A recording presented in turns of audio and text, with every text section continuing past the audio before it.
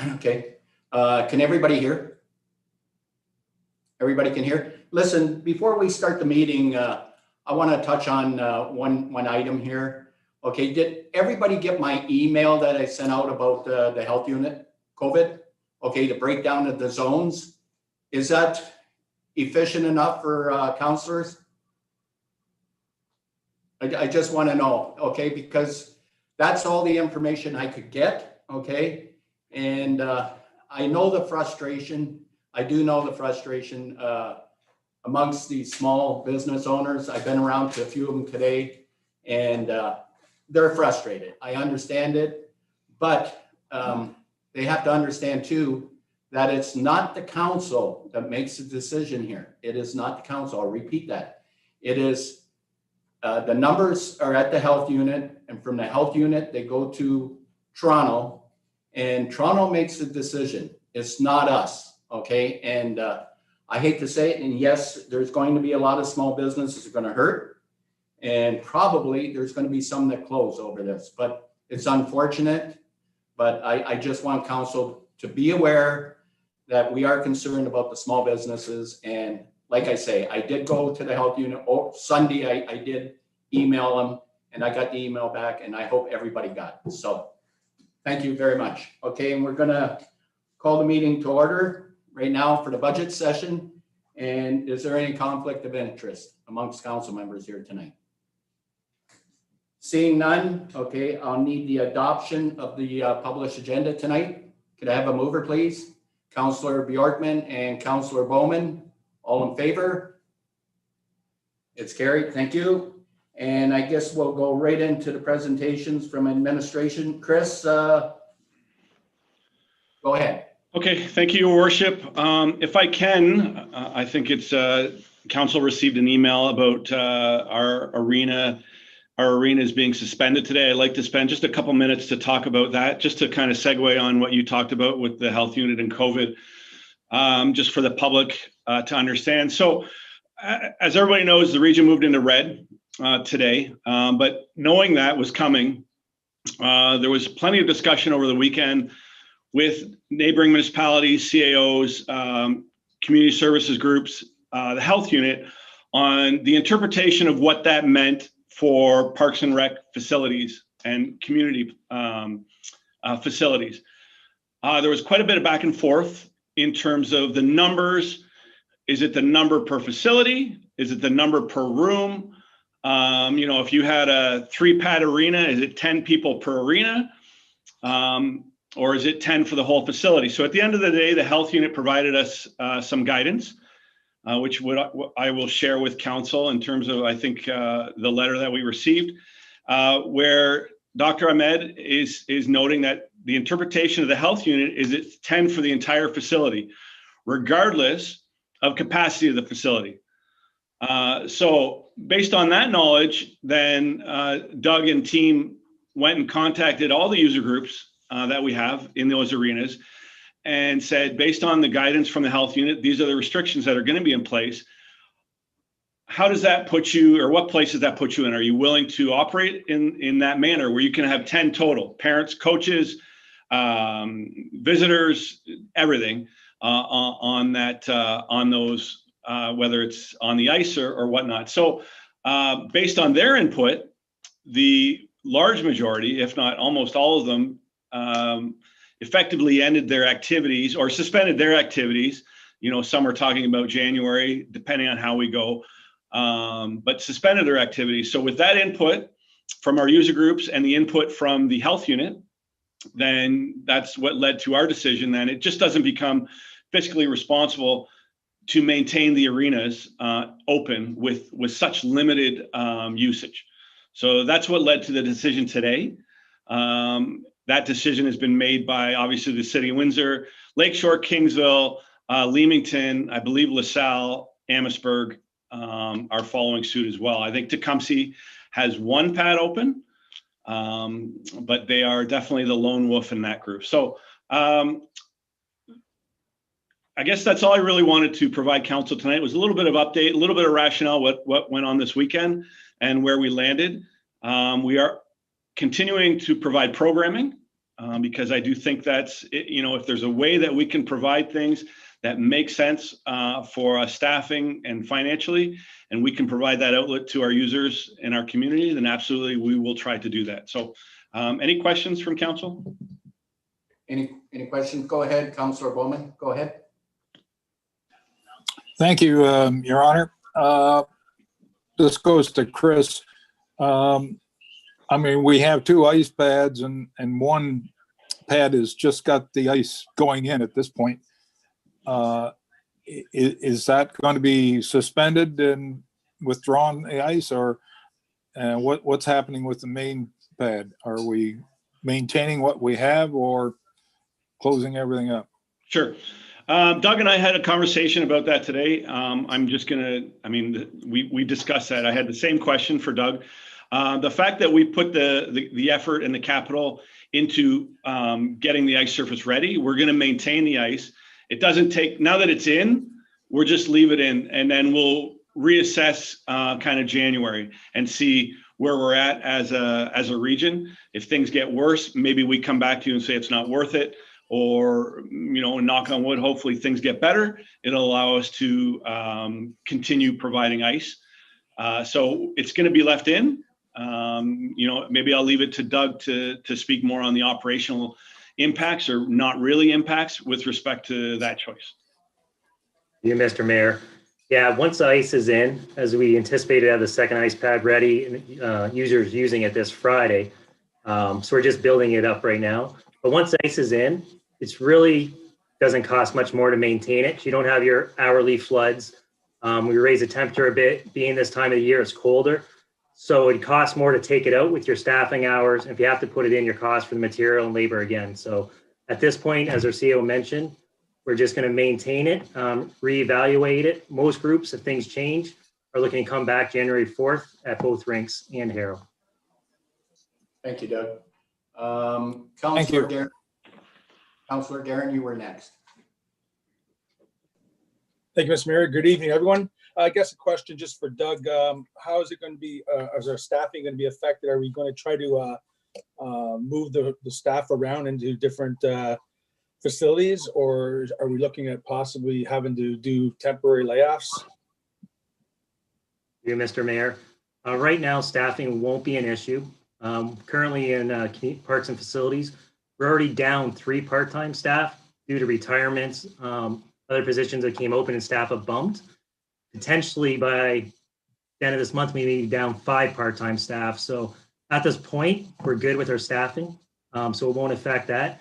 If this goes further into January, yes, like previously, we would talk with our union to see what steps could take. If it's being redeployment, voluntary layoffs, or whatever other options we may have. But at this point, everybody would still remain working.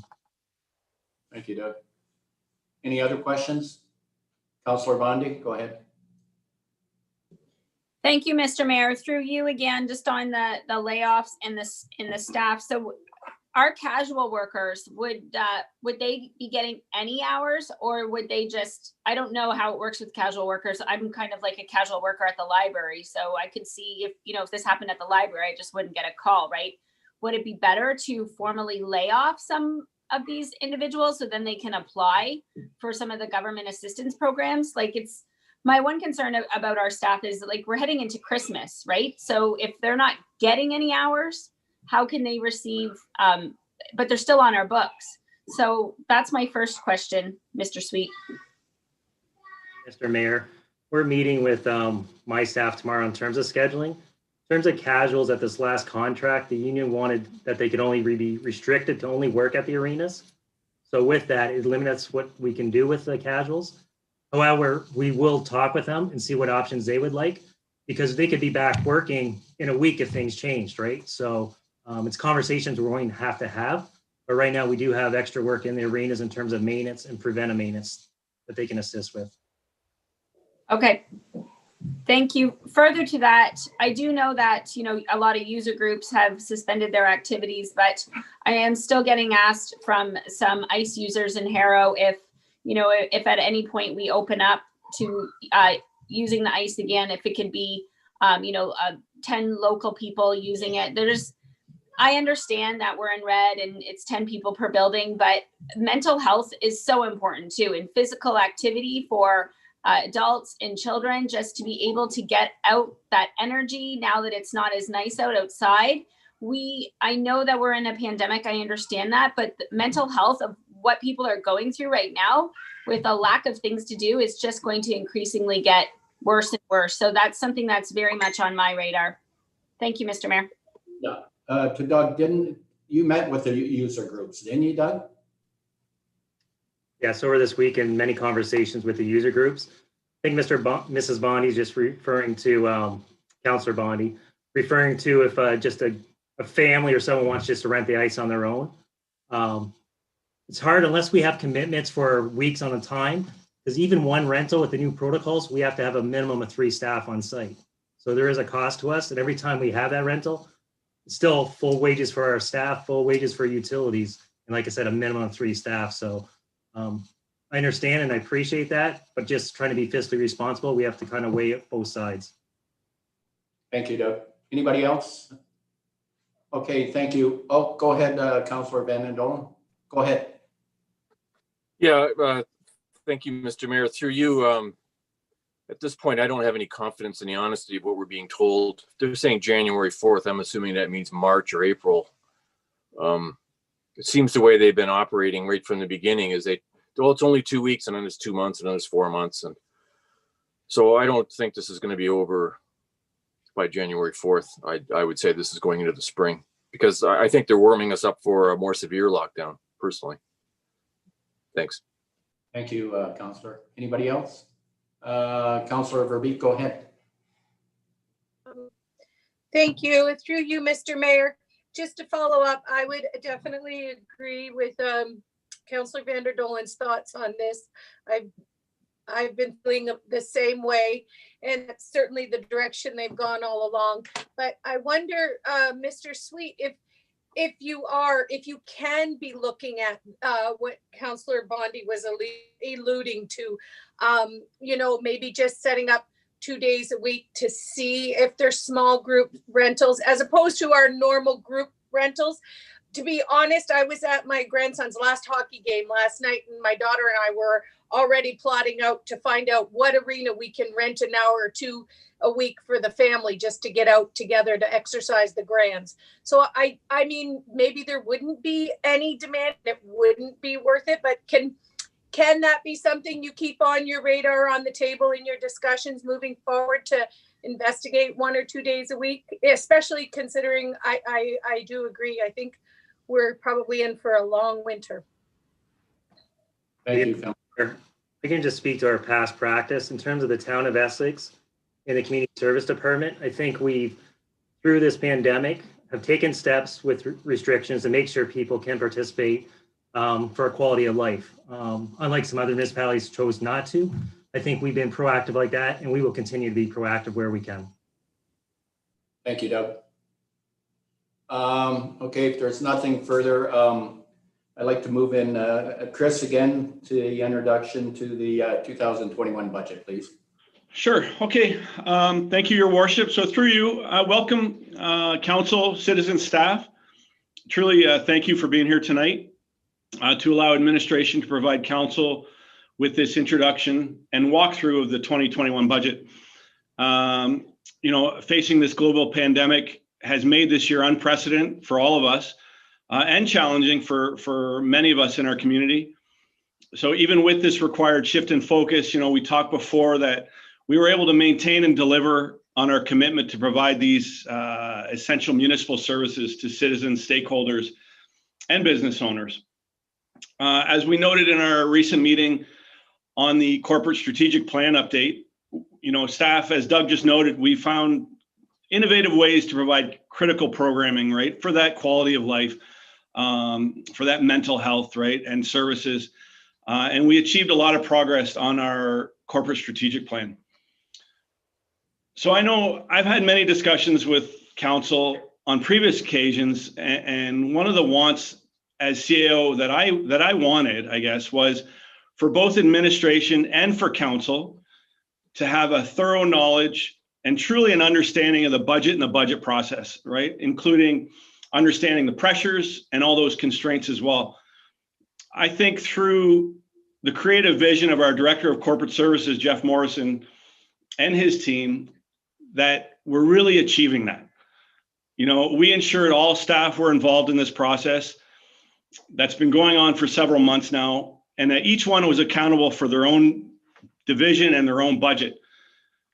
And what that has done, it's really created a team that truly knows their budgets inside and out, whether it's asset management or reserves or development charges or grant funding or whatnot, but they really understand each specific cost center and those budget items that come with that. So it's one thing, you know, to pull that data, right? Meet with all the team, get all that data, have those figures, but it's another, you know, it's an entirely different thing to put it in a package like the one that you have in front of you. You know, I think this package, the video, the comparator slides that you're going to see tonight, you know, for both council and residents, it's really something. And I think what Jeff has provided you tonight, that document is chock full of information on budget, but also information about the town, information where your money goes, information where your money is applied and how projects are paid for. And on top of that, it's presented in a really nice infographic format. So a huge thanks to Jeff and his team for what they've packaged up and delivered to you and the residents. I'm really looking forward to tonight's discussion to be able to move us into next year's planning and you know, and get that going. So on that, we're going to start off the night watching the video that was provided to you last week as well, the introduction to the budget. So Shelley, if you can hit play on that video for me, please.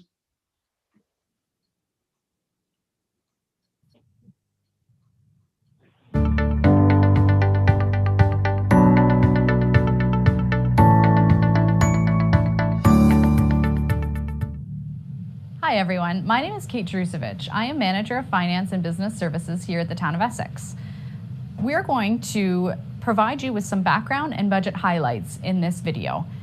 What we'll discuss is some unique pressures that we face this year and different challenges in preparing our 2021 draft budget. We will go through the first 10 pages of the document and give you a high-level overview in preview to November 30th's actual budget walkthrough. You will also hear some messages from our treasurer and our Chief Administrative Officer, Chris Nepsey. We will conclude our video with how citizens and residents can get involved with the annual budgeting process. So some of you may be asking, what exactly is a budget and why do we do one? That's a very good question. Under the Municipal Act, Section 290, municipalities are required annually to present a budget. This budget details the upcoming expenditures in a year, and per the Municipal Act, these expenditures need to be fully funded. This meaning that a municipality cannot plan to lose money in a year or budget for a deficit. So work on the budget at the Town of Essex begins in the late spring. It begins at the department level where department managers will work together to present a list of expenditures to their director. The directors then review this budget and communicate with their departments to ensure that their expenditures are necessary or if adjustments would be required. After the directors have gone through the department budgets, these are then forwarded to finance, where finance works for the next 2 to 3 months, usually from September to November or December, on reviewing and compiling the draft budget for presentation to council and resident members. The budget could be considered one of the most important documents that the municipality publishes in a year. A budget is a framework for responsible spending, and it also defines and helps guide our level of services each year. The budget also ties to a strategic plan within a year. Now I'm going to turn it over to our Director of Corporate Services and Treasurer, Jeffrey Morrison, to talk about certain struggles and unique pressures that we face this year in our budgeting process.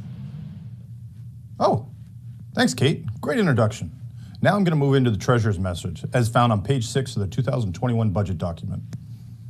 As we work to navigate through 2020 and adapt to a new way of operating under the implementation and easing of restrictions related to the COVID-19 pandemic, The town of Essex continues to offer value to citizens in the form of operational efficiencies and strategic capital investments. Following the redevelopment of the town's 2020 budget, you will see the same look, format, and feel has been maintained for 2021 and will be carried forward into 2022. The intent is to match the term at council. This will allow stability so that users are familiar with the document and provide the ability to quickly reference prior year budgets in a relevant format. I would once again like to extend my sincere thanks to council for providing a vision, mission, and core values through the 2019 to 22 corporate strategic plan. These values are fundamental to administration, who through their dedication to their craft are making many a reality. The 2021 budget experienced some unique pressures. In 2020, we had a surplus of almost $900,000. In 2021, that surplus is zero. Therefore, we had absorbed that surplus loss in the 2021 budget. Additional pressures include development charges. Due to growth in areas that have a waiver of development charges, it's estimated that that waiver will be approximately $500,000 for 2021. The estimate for 2020 was $200,000, thus an increase of $300,000 that needs to be funded. Additionally, OCIF, which is the Ontario Community Infrastructure Fund, which provides the municipality with a formula-based funding in the amount of about $1 million a year used for capital specific to roads, has not been announced as of yet. Therefore, the budget was built to include that amount, so if that amount does not materialize, we have funding models in place to absorb that. However, fingers crossed, OCIF will be announced shortly. Additionally, the OMPF grant had a slight decrease of approximately $20,000 versus the 2020 amount. Despite these pressures and through council direction, as identified on page 4 of the 2021 budget document, the proposed tax increase on the general municipal levy is 0%. Additionally, on page 4, it walks through and it talks about how a property is assessed, what MPAC uses to assess a property, and the assessment site. It then goes on to discuss the growth and the assessment growth and revenue related to assessment, which for 2021 is estimated at approximately $400,000. The Ontario Municipal Partnership Fund is identified in here. It discusses the increase or the decrease of approximately $20,000 from prior year. And then it goes on to talk about the 2021 operating and capital summary. The operating and capital summary provides a grouping of revenue and expenditures. And at the bottom of it shows that the capital surplus or deficit, or overall surplus and deficit for the municipality, is zero with a 0% tax increase. Further on page 5, it goes to identify the 2021 residential tax rate. We then move to page 6, which is welcome messages, which includes the message you just heard before from myself, and the message from the CAO, which you'll be hearing shortly. Page 7 identifies the organizational structure for the town, shows town council and administrative services. Next, page 8 and 9 shows investing in a complete community. I'll pass that back to Kate, where she can further explain. Thanks, Jeff, for that great overview on the budget snapshot. Now, if you could please refer to page 8 and 9, I am going to walk you through our 2021 revenue and expenses at a glance. If you look specifically at page 8, you can see that property taxation is the biggest contributor to our revenue at 27%, followed by monies from reserve and reserve funds at 25%. If you go further on and look at the circle charts, you can see how that revenue is broken down between our operating budget and our capital budget. At the end of the day, this year we have proposed $70.4 million in revenue, which encompasses both our capital and operating budget. If you refer to page 9, our 2021 expenses at a glance, you can see that we have also proposed $70.4 million in expenditures, meaning we are presenting a $0 budget with a 0% mill rate increase. If you look below, you can see that construction services comprises most of our annual expenses at 28.3%. Further on, you can see that our expenses are broken down between operating and capital. Operating expenses this year account for $44.6 million and capital at $25.8 million. It should be noted that included in that $25.8 million are carry forward projects of $15.1 million. In 2020, there were some new projects such as streetscape and a new fire hall. which led to this carry forward amount as these projects are still in progress. Actual proposed new projects would equate to $9.9 million. So I'm now going to hand it over to Jeffrey Morrison, our Director of Corporate Services and Treasurer, who's going to wrap up our video as well as talk about how property tax dollars are distributed. Thank you. Thanks, Kate. Further on page 10, it shows the 2021 budget simplified. This is a great page. It shows the allocation of tax revenue received by the town of Essex, the county of Essex, and the school boards. Do you know that out of every tax dollar you pay, the town gets approximately 59 cents of that dollar? The rest, 31 cents, goes to the county of Essex, and approximately 10 cents goes to the school boards. Under that, it identifies the median home value of a house in the town of Essex. That median value is approximately $186,000. So based on the town's general levy or tax rate, multiplied by that $186,000 home value, the average home pays approximately $1,704 to the town of Essex each year.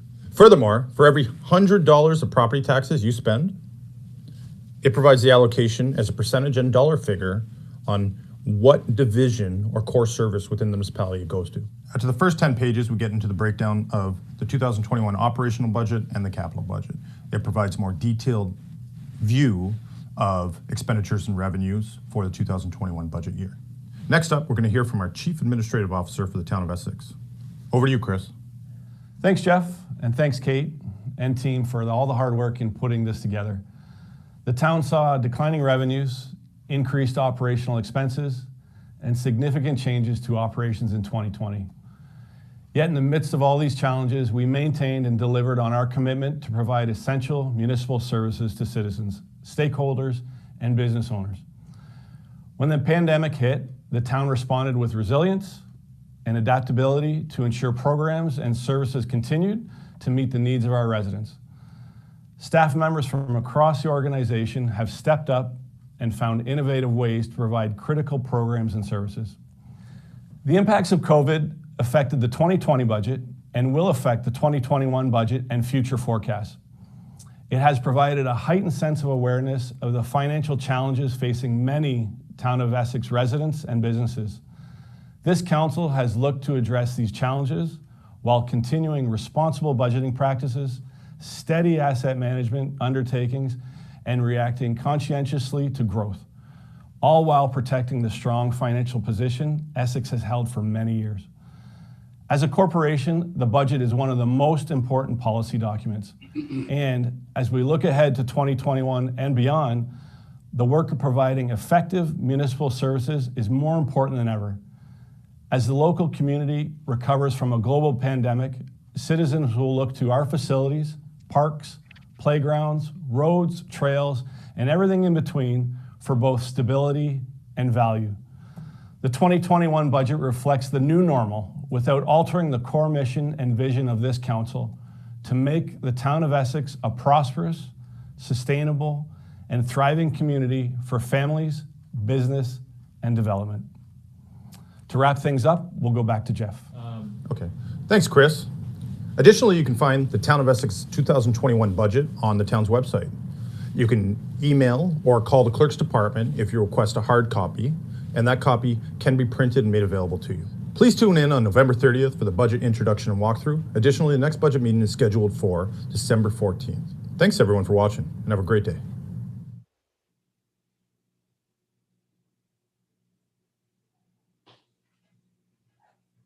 Good. Thank you. That's a good presentation. So from here, I guess, This is your marketplace.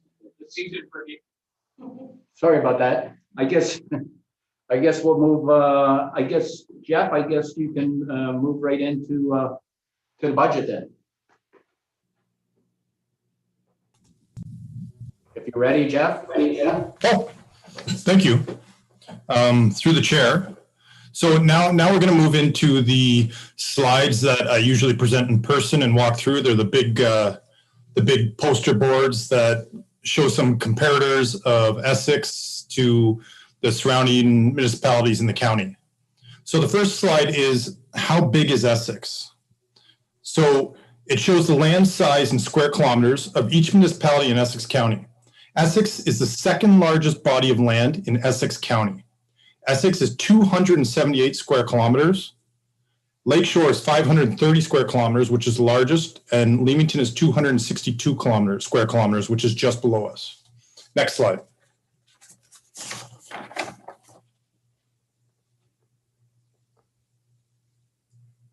Just got too much stuff. Sorry, Jeff. I have to close something. My memory on my computer here isn't, I'm just gonna stop the share for a moment, please. If you want to pass it to me, Shelley, I can share it. Okay, just get your screen, Jeff, and you'll be able to. Thank you.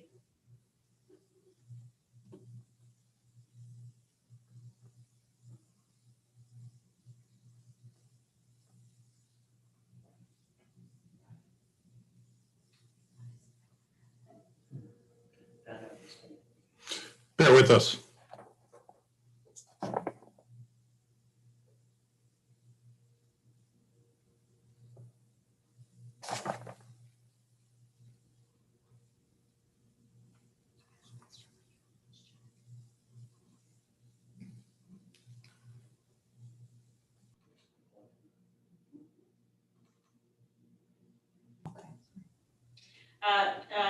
Jeff, I think I've got Yeah. it here. Got it pulled Okay. up again.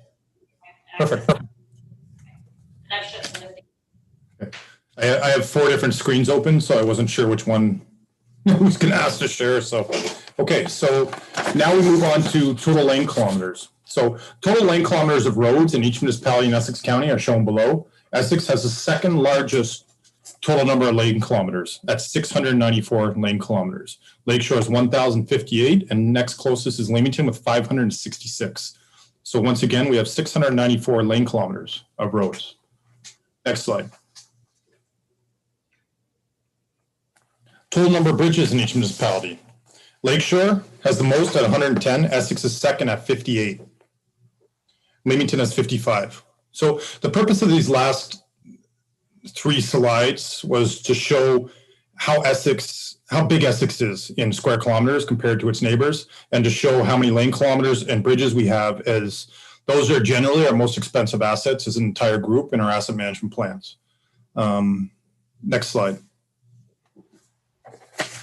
So now we move on to the taxation and assessment information. So the total value of all properties in each municipality in Essex County, as determined by the Municipal Property Assessment Corporation, MPAC, is shown below. So this information is for 2019 and 2020. So you can see that Essex has the lowest total assessment out of all the lower tier municipalities in the county of Essex. We have for 2020, 2.32 billion.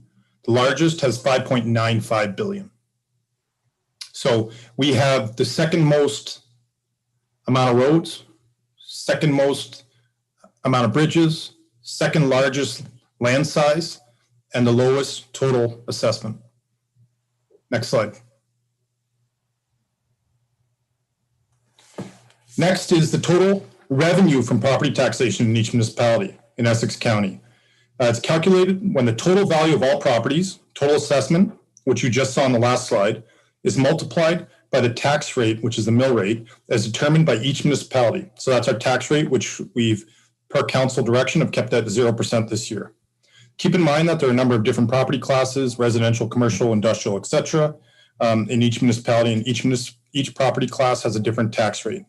But overall, the town of Essex, we're on the lower side of the graph again. We received, per the 2019 FIR, so we went off of FIR because that was the most verifiable information at the time. 2019 was the year ending that we could pull from. The town of Essex had $17.6 million in property taxation, where the largest on the map, which is LaSalle, had 35.2 million. Next slide. So this is the slide where A, B equals C. So typical home values and property tax simplified. So single family home, median value, a typical property. So the median or typical property for a single family home represents a property with an assessed value at or near the midpoint or median for the group. So the town of Essex has a median home value for 2021 of $186,000. Leamington is the only one that sits below us with a median home value of $179,000, and Lakeshore sits at the top with a median home value of $269,000. Next slide, please. So B is the residential property tax rate. So the residential mill rate or tax rate has three components: the municipal portion, county portion, and school board portion.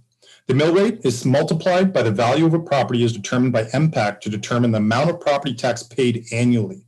Only the municipal portion of the tax rate is utilized in the next two charts. So you can see that the town sits to the middle, to the lower side of this chart. That's our property tax rate. So the assumptions on this chart are that any lower tier municipality that has not approved their budget yet, we assumed a 1.5% increase, unless there was a known increase. The only two municipalities that we know their increase is Amherstburg and Lakeshore. So you can see in this chart that Essex has a 0% increase, and it's a flat line trending from 2020 to 2021. So this slide here, if you were going to build a new house, a brand new house, and you had $450,000 to spend, you know, most things being equal, this is where you would sit in property tax. So if you built a new house, this is about where you would sit in property tax based on that house. There's a few more things that are a little more expensive in each municipality, but overall, this is where you would sit. Next slide, please. However, if you own a home that was around the median value in a municipality, this is where you would sit. So this takes the median value of each home in each municipality multiplied by each municipality's tax rate to show you where you would sit. So as you can see, Essex sits on the lower side between LaSalle and Tecumseh. And this is only the municipal portion that we show here. So that's it for my slides. So I was finalizing those, so we will get those finalized. We'll get them posted on the website under our budget, and I will distribute to council as I have in prior years. So I'm hoping that this is a new format for all of us. I'm hoping that it can work as a conversation as it has in the past years, where we kind of walk through and we discuss, and at any point in time, if you have a question or anything, or you want further clarification, just jump in. That way we can have a conversation about it. I think that's been effective in the past, and it's collaborative, and I'd like to continue that. If we realize due to this new digital environment, it's not working effectively, we can save questions and comments till the end. So, but that's the way we would like to start. So next up, I would like to walk through of the operating. So if you can turn to page 4, and I think page numbers were a novel idea, and I think we implemented those about 4 years ago. So they come very handy in times like this. So if you can turn to page 4, I won't go through in too much detail the first 11 pages of the document, because you just got to enjoy that video. And I don't want to repeat a lot of the same things, but we have done some analytics on the 2021 budget snapshot just to kind of provide a little more insight into it. So on page 4, it goes through the property tax change. So the proposed change to the municipality's general mill rate per direction of council for 2021 is 0. So it's a 0% tax increase. Some context is CPI for December 2020 was 2.2%. For October 2021, which is the most up-to-date information I could pull, was 0.7%. So I talk about how MPAC has delayed their assessment cycle. 2021 was supposed to be the first year of the new assessment cycle. MPAC's delayed that. We haven't gotten, or we haven't received any further clarification as to when the assessment cycle will occur. So it's status quo based on 2020 values until we hear different. So the year-over-year growth from taxation. So this is growth. This is true growth related to new homes or additions within the municipality. So this isn't steps through the phase-in. Everyone's at top value. This is true growth related to new construction, additions, renovations that would have been picked up. So we estimated that about $400,000. We based it off of preliminary information from MPAC in early November. We compared that information today and we're spot on. So our growth, year-over-year growth, is about $400,000. However, to give some context to that growth, there's an additional $218,000 budgeted for waiver of development charges. So under the decisions to waive development charges, there's an extra $218,000 that'll be new waivers for 2021. Additionally, there's $70,000 related to CIP programs for tax incremental funding. So out of that $400,000 we've received in new growth, we have an approximate $100,000 remaining. $300,000 has already been spoken for. Additionally, OMPF had a slight decrease of $20,000. That's related to their funding model. And when they run the model hasn't changed. It just came in at slightly lower.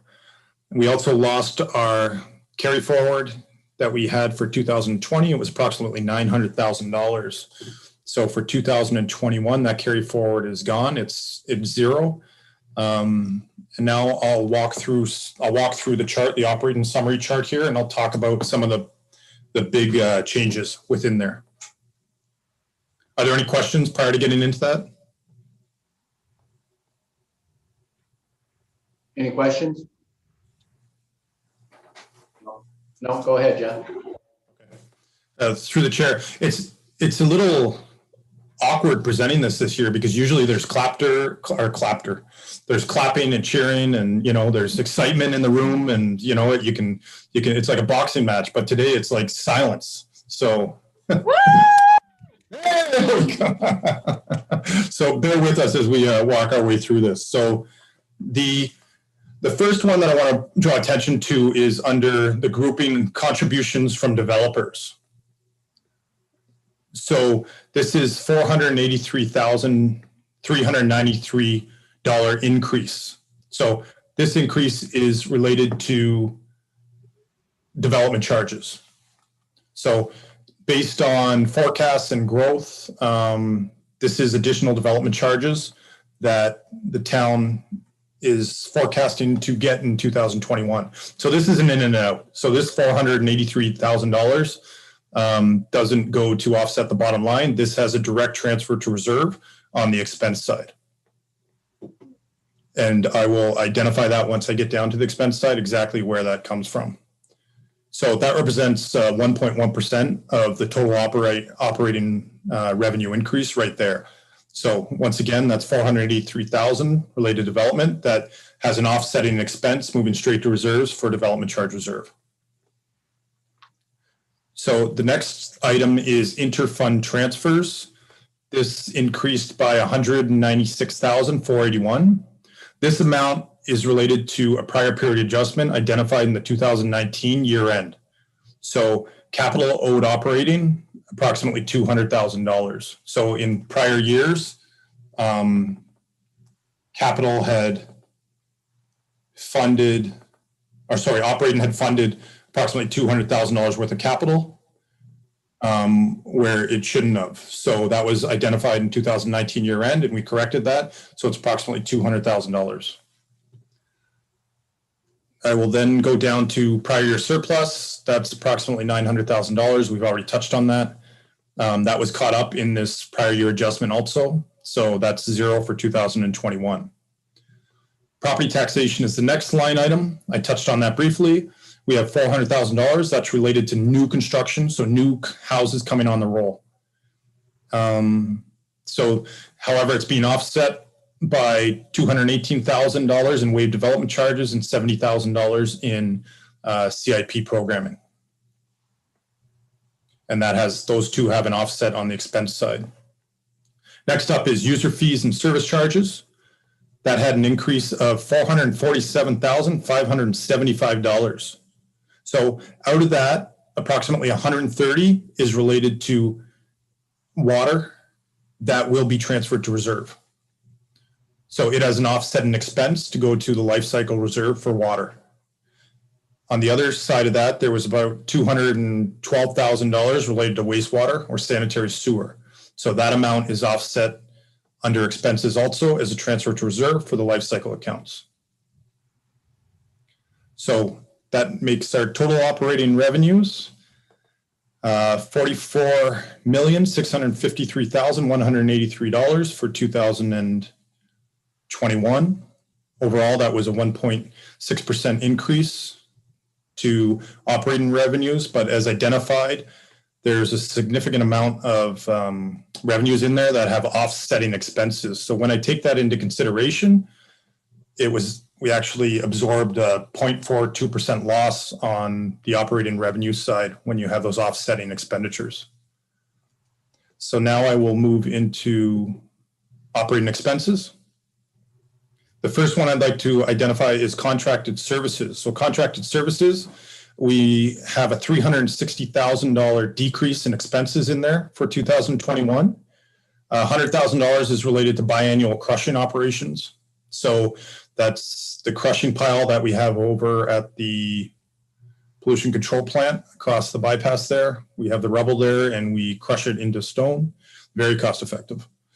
So that's about $100,000. We have a model for that where we're going to annualize that. So rather than taking a hit in 1 year and next year we'll have $100,000 impact immediately, we're going to stabilize that so we don't have that impact.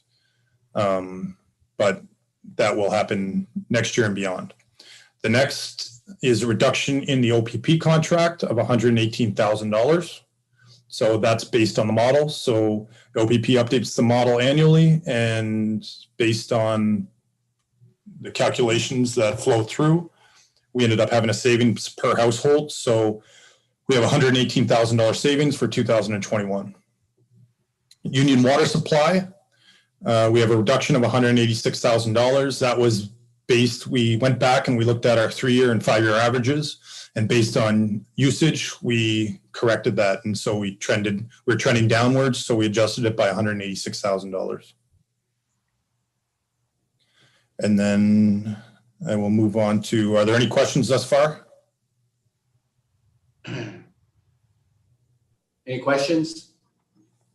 Go ahead, Deputy Mayor Malash. Thank you, through your worship. I heard the OPP contract was 118,000. Is that what you had mentioned, Jeff? Through the chair, yes. Lower? Is that due Yeah. to the position that we're trying to eliminate? Through the chair, no, it is not. Okay, thank you. And next was Councillor Bondi. You were next. Thank you, Mr. Mayor. Through you to council, were we ever going to have a discussion about our OPP contract in terms of getting a surveillance, not a surveillance, but a police officer dedicated to traffic enforcement? Is that something that we can even do? And is that a conversation we want to have? And when, and if, and how? Thanks. If I may answer that one, Councillor Bondi, I think that's something that should come forward to a roundtable discussion, even with the contract manager, because we're going through contract managers here one right after another. And I'm a little concerned about that myself on the contract manager. But anyways, if you want to wait till our roundtable discussion, Councillor Bondi? Yeah, Mr. Mayor, when is our roundtable? That was, Chris, you were arranging that. When were we gonna have that next? Yeah, through your worship. Man, we have so many meetings. So it was originally going to be in December, but we're trying to, we need to get through budget first, right? Budget is our one of our most important policy documents. It's something that we need to get through. So right now, I think I have it tentatively scheduled for, Rob, correct me if I'm wrong, I think it's the third week in January right now. Yeah, through you, Mr. Mayor, I believe it's tentative around the end of January, around January 25th or so. Okay, good. Thank you. Is that okay, Councillor Bondi?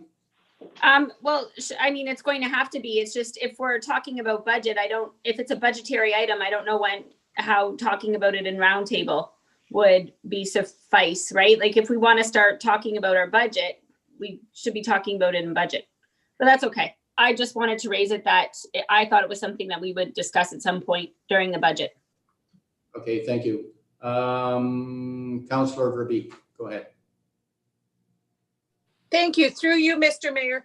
I'm not 100% certain, Deputy Mayor, but you can help me clarify this. Didn't you at one of our previous meetings ask Inspector Miller to look into the possibility of us, assigning just one officer to traffic as with the money that if we canceled the contract manager position to put into that, and he was going to get us an answer just a few weeks ago at one of our meetings. I feel like you had that discussion with the inspector. Yes, through you, Mr. Mayor. If I can answer that. Go ahead. Go ahead. So yes, we did have a meeting, and that was something that I brought up to Chief Miller, Inspector Miller, and you're right. He was looking at it and coming back to us. I think our Staff Sergeant Todd Levine mentioned that he didn't see a reason why we couldn't, but we haven't heard anything back yet, I don't believe, indicating that we can do that. So I think what Councillor Bondi is talking about as well is of the suggestion that when we eliminate that position, that we as a council would perhaps, and we've not actually voted on it, but we've had some discussion, that maybe an additional person for looking at radar on a daily basis, so that we can get some of the speeding under control in the community. It's a very large complaint across the whole community, and I think all of us hear complaints from our residents in all 4 wards continuously about the speeding issues. So that was something that we were looking at, and hopefully we can have those dollars in this budget, but maybe when we go through the contract portion of the budgets, we can talk a little bit more about the policing contract. Thank you, Deputy Mayor. Deputy Mayor, you're referring to the contract manager. If we do away with that, yes, we'll have the money. We'll have the money for an officer just for that purpose. Okay, thank you. Thank you. Anybody else? Okay, go ahead, Jeff. Jeff, go ahead. Thank you, through the chair. So now we'll move on to the next variance on the expense listing, which is the interfund transfers expenses. So that's $1.1 million. So there's a portion of the wave development charges that fall under here in the amount of $218,000 for current year. And then we did an adjustment to move prior year wave development charges, which is approximately $200,000 under interfund transfers expenses from miscellaneous services. So miscellaneous services that sits below has a decrease of $465,000. 200,000 of that is related to reallocation of those wave development charges. Additionally, there is the offsetting $483,000 in development charges that were brought in as revenue under revenue. This is where they transfer to reserve. So the offsetting $483,000 transfer happens here. Then you have the offsetting user rate revenue for water and user rate revenue for wastewater that fall under interfund transfers expenses to give you a total of that $1.1 million. Then we move down to miscellaneous services in the amount of a decrease of $465,000. As identified, that includes approximately the $200,000 in development charges that we moved up to interfund transfers, and it includes $275,000 related to personnel, salaries, wages, benefits, and personnel expenses. So that $275,000 was moved down to the appropriate cost center. For 2020, 19 and 20, it was budgeted under the human resource budget under miscellaneous services due to the sensitivity of union negotiations. So now we move down to salary, wages, benefits, and personnel expenses. The change for 2021 shows $744,000. Of that $744,000, it was the reclassification of that $275,000 that was budgeted in prior years. So the true change under this is approximately $469,000. This is also broken out further on page 16 of the operating budget document. So it includes $132,000 of 2021 annual negotiated increase for all employees. It includes the increase due to the non-union salary review. And that's step amounts within non-union positions. Then it includes 2021 benefit increase of approximately $90,000. So that's the benefit component for all employees. Then it has employee progression grid changes. It's budgeted at about $57,600. This would be based on our performance evaluation program that we've implemented. And then we have a removal of a human resource student in the amount of $5,000. So there were no personnel changes or increases for 2021. There was only one removal of student. And then we will move down to utilities, insurance, and property taxes. This is $295,000, and this is utilities and insurance. So based on 3-year averages and trends, utilities insurance are trending up by approximately $300,000. So overall, that gives us a total operating expense of about 3%. And if you offset all of the expenditures that have offsetting revenues, it sits about 1.21%. So for 2020, we had a carry forward to capital of $705,527. For 2021, that's zero. And this falls in line with how we're trying to move things. We did it with replacement assets under capital with the decisions of council for the life cycle reserves, where we build the reserves and we have money put aside for specific projects. We're moving to, we're working to move to that model for all of our assets. So capital will be sustainably funded each year. So that wraps up page 4. If there's any questions on the expense side, prior to me talking about the bottom of page 5, which is the 2021 residential tax rates. Councillor Darren, you have a question? Go ahead.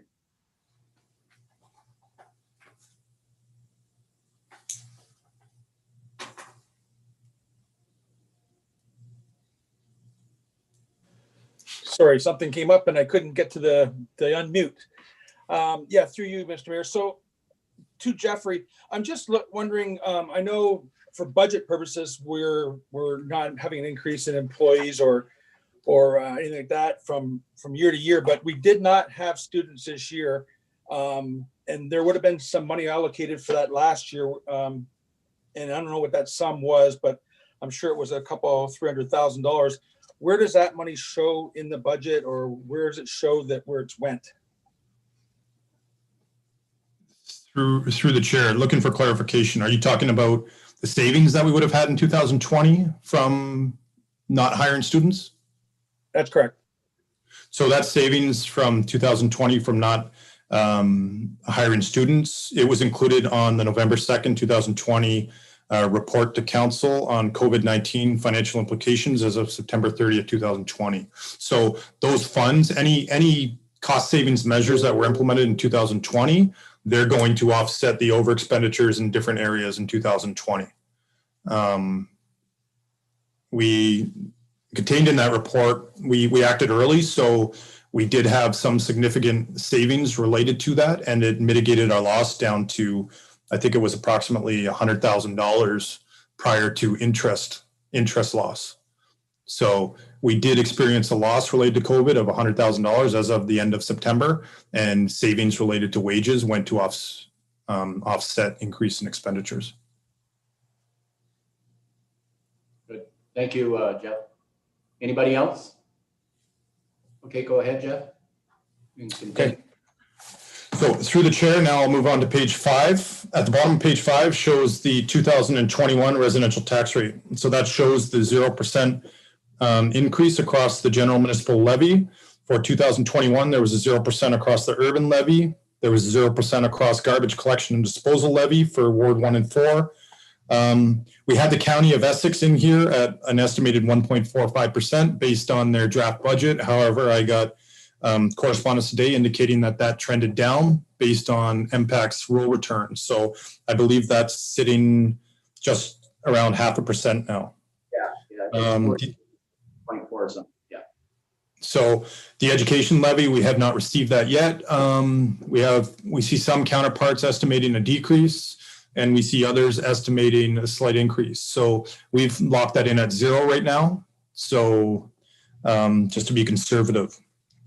So wards 2 and 3, the only increase in there is related to the rural levy, and the rural levy increased 11.17%, which will be $4.63 on an average home assessed at, or median home assessed at $186,000.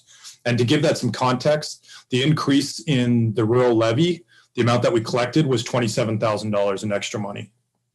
And that directly goes to drainage.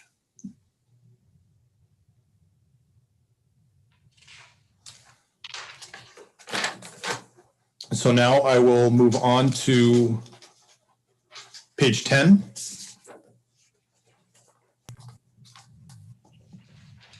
So you may remember page 10 from the video introduction, that I was very enthusiastic about this one, that it was a really good page. I still believe that 4 days later. So the town of Essex collects 58.85% of every tax dollar. So the confusion lies a lot of the time in the fact that the municipality collects all of the tax dollars for the county, school board, and municipality. But out of that dollar that we collect, we only keep 58.85% or 58.85 cents. We pass 31.32 cents on. So we pass 31 cents on to the county, and we pass 10 cents on to the school board, and we keep about 59% of that, or 59 cents of that. So I think that's a very powerful graph. Okay. Are there any questions? Just keep trucking along. Okay. And, if I may, to Deputy Mayor Malash, we got our work cut out for us through our budget for the county. Like, there's no excuse why they should be going up 0.5% with the reserves they got. We're gonna have to look at that, Deputy Mayor Malash, you and I, when it comes to budget time, budget discussions.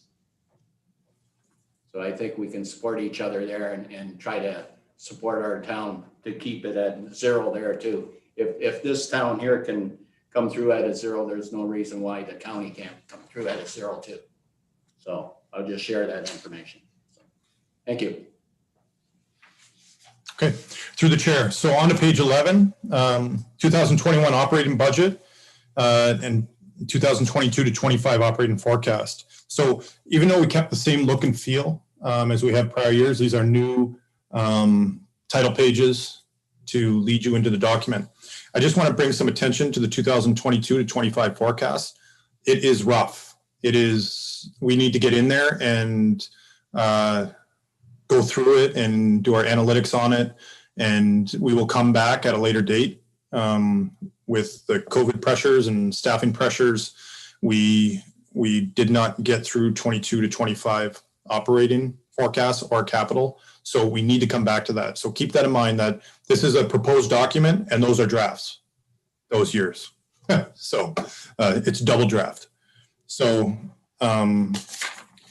next I will move on to page 14. Page 12 and 13 are pretty much a summary of what happens on page 4. So we'll move on to page 14 and 15. So 14 is the 2021 to 2025. Excuse me. Net. Yes. Excuse me.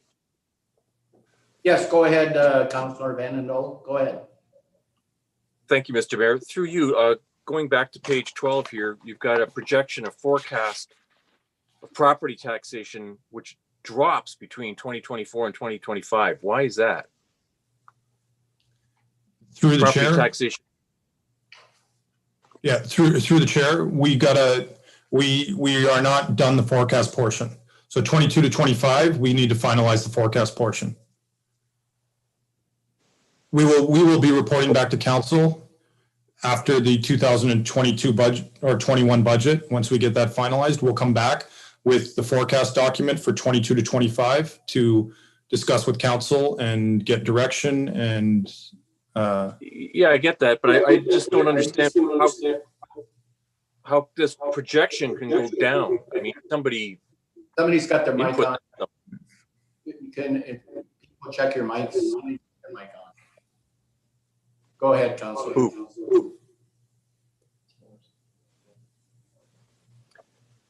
ahead. I don't Councillor. understand projection can go down. I could see that you haven't finalized it, but to me, that would mean it would remain at the same number. But instead, it goes up for 3 years and then it drops in 2025. That it doesn't make sense. I'm trying to imagine the process. through the chair, the way it would work, 25 got added this year. So we would have had 21 to 24 in there. So 25 would have been added and 25 would have been added based on a base amount prior. So okay. Got it. I understand what you're saying and I agree. And we will be in there working away on it. Thanks.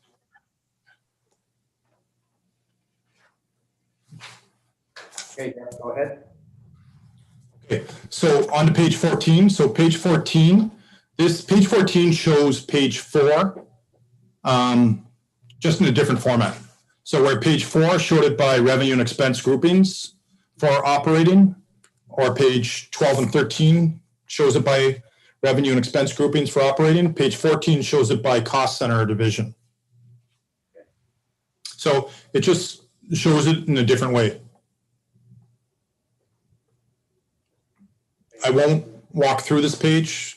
It shows everything that I walked through already, just in a different format. If you have any questions on specifics on this page, we're prepared. Okay, can you go back? Okay, any questions on this page here? Councillor Bannon, no. Go ahead. Go ahead, Councillor. Yes, thank you, Mr. Mayor.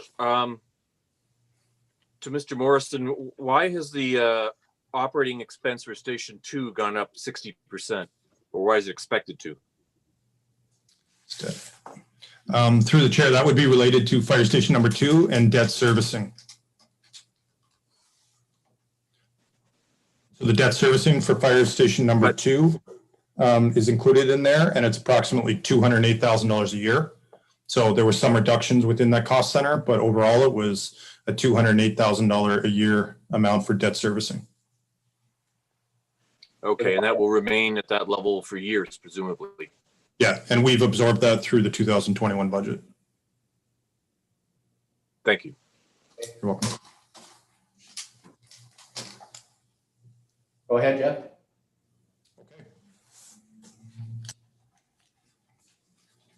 Through the chair, you let Kate off early. She was, or off easily. She was really prepared for that page with all her breakdowns. So now we'll move on to, oh, I'm doubling up on myself. So page 15. Page 15 is the overview of long-term debt. So this shows our trends and commitments related to long-term debt. So in 2020, we peaked slightly at 23.5 million for long-term debt. For 2021, we moved down to just under 21 million. And then this is forecasted based on what we know we've committed to already and what we have coming down the pipes. So generally there's a delay in long-term debt. So fire station number 2, we've budgeted for it in case it's finished this year, early enough to debt it this year. But usually there's a 1-year delay with long-term debt. And it's broken out between property tax supported, amounts added to taxes, and user rate supported.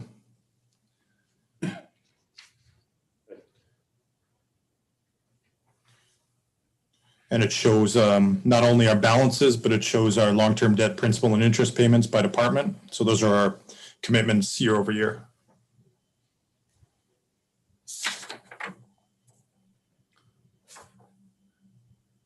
Okay.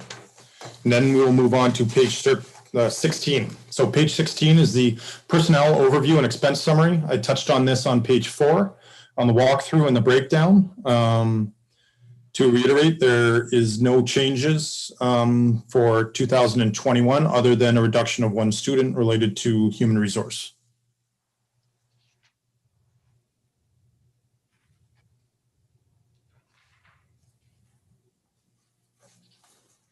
Okay, page 17, this is the department operating budgets and forecasts. I will not walk through page 17 to 33. Page 17 to 33 is just the breakdown by department or division. So this ties back to page 14. It just shows a different way of looking at things. It shows the analytics around it. It has the write-ups of each department and description of what they do, along with the staffing. So it has different groupings by expense and revenue groupings, and it also breaks it out by cost center or division. So I won't get into too much detail on those. I'm actually going to go right over those unless anyone wants to spend the time walking through them individually. It really is a recap and a slightly more detailed view of each department and division that we've already touched on page 4 and 14. Is there any questions? Councillor Bjorkman, go ahead. Thank you, Mr. Mayor, through you. Just looking at the different items, like when you go into the first one for council, where it shows that transfers to reserves for council changed by $416,000 to go up 617%.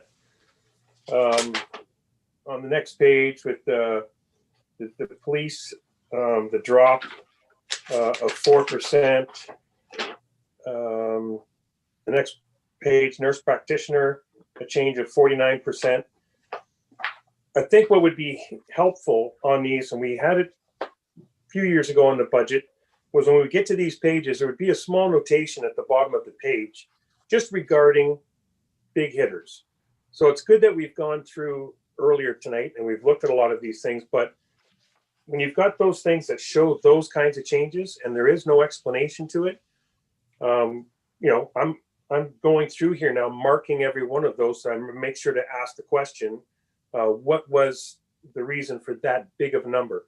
I just think maybe going forward, one thing we can add to our paperwork here is that notation at the bottom when there's something pretty major on the page, little asterisk, 617%, you know, is noting blank. So that would be the one thing. I've gotten my answers already, so I appreciate that, but it would be nice to have them in there when you see those kinds of swings. Thank you. Thank you. Who was next? Councillor Bondi, did you have something? Yes, thank you, Mr. Mayor. I do have a lot of notes, but maybe I'll ask him at the end though. But the one on page 33, that is shoulder maintenance. I see in 2021, well, I see 2019, we're at 131. 2020, we went up to 154. 2021, we're back to 114. I'm glad to see, hopefully in the forecast, we go back up to 160, because shoulder maintenance is something that when I'm driving around, I see the shoulders of our rural roads in really bad shape. So I know we had to cut corners to get to the 0% this year, but I think that shoulder maintenance is something I really wanna stress in preserving our roads. So just putting that comment out there. Thank you, Mr. Mayor. Just to, under that there, Councillor, that the reason it went down, is that because of our shouldering machine that we bought and we, that's not that, Chris? Through the chair, it's related to the biannual crushing. So 2021, I appreciate the compliments, but we didn't have to cut any corners for 2021. We just looked at the way we funded things and the different models that are available, funding mechanisms for debt, taking advantage of better rates, and looking at our reserves and our contingency amounts and utilizing prior year under expenditures effectively. So that decrease in shoulder maintenance, a lot of those decreases found on page 33, those are related to the biannual crushing. So that goes into one cost center, and then it's an allocation internal allocation to calculate it. So it takes into a few considerations, which is averages that are spent year over year, and it had the reduction of $100,000 related to biannual crushing. So, thank you. Further to that, Mr. Mayor, thank you, Mr. Morrison, for that explanation. I think that is something then perhaps in the future we beef up, like our shoulders. I was just down, I'm not sure, it was the 12th or I don't know. I need to take a day, because every time I go down one of our roads, the shoulder seems to be, unless it's a newer road, the shoulder seems to need that repair. So I know we just did the Smith this year. Thank you, but something to look at. Thank you. So through the chair, back to Councillor Bjorkman, we can walk through it in detail. We have all those descriptions and explanations, and I appreciate the feedback. And one thing we pride ourselves in is that this is a collaborative effort, this document.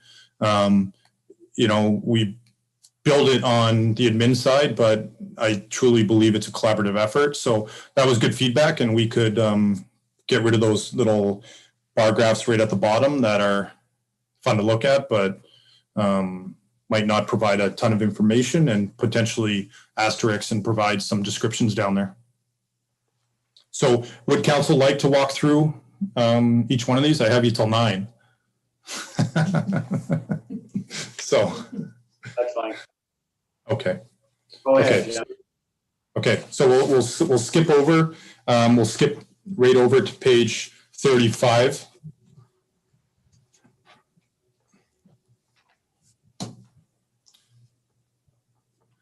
So the way we'll present capital is that I'll walk through portions of it. I'll go through the beginning, talk about asset management, which is yours and my favorite topic. Then we will pass it on to each one of the directors to talk about their various departments and divisions and capital projects. So on page 37, it identifies the capital summary. So the 2021 capital budget includes $25.8 million in projects. Of that, 15.9 million are carry forwards. And it was a unique year coming off of 2020. There were some significant projects that we had in there, like Station 2 and the Harrow Streetscape, and dealing with the COVID-19 pandemic. So carry forwards are a little higher than normal, but that can be attributed to the significant projects that we had in 2020 that honestly take longer than a year to complete. So there's about $10 million in-year spending. So if we move on to, I'll just talk about the chart on page 37. So this shows our revenue grouping and our expense, capital expense, broken out between property tax and user rate. So out of the 25.8 million, 23 million is property tax supported and 2.5 million is user rate supported. Now moving on to page 38 and 39, this is the asset management implications. So according to the last couple asset management plans we did, our annual spend on property tax related assets. So these are the property tax related assets. We should be spending about $7.1 million a year.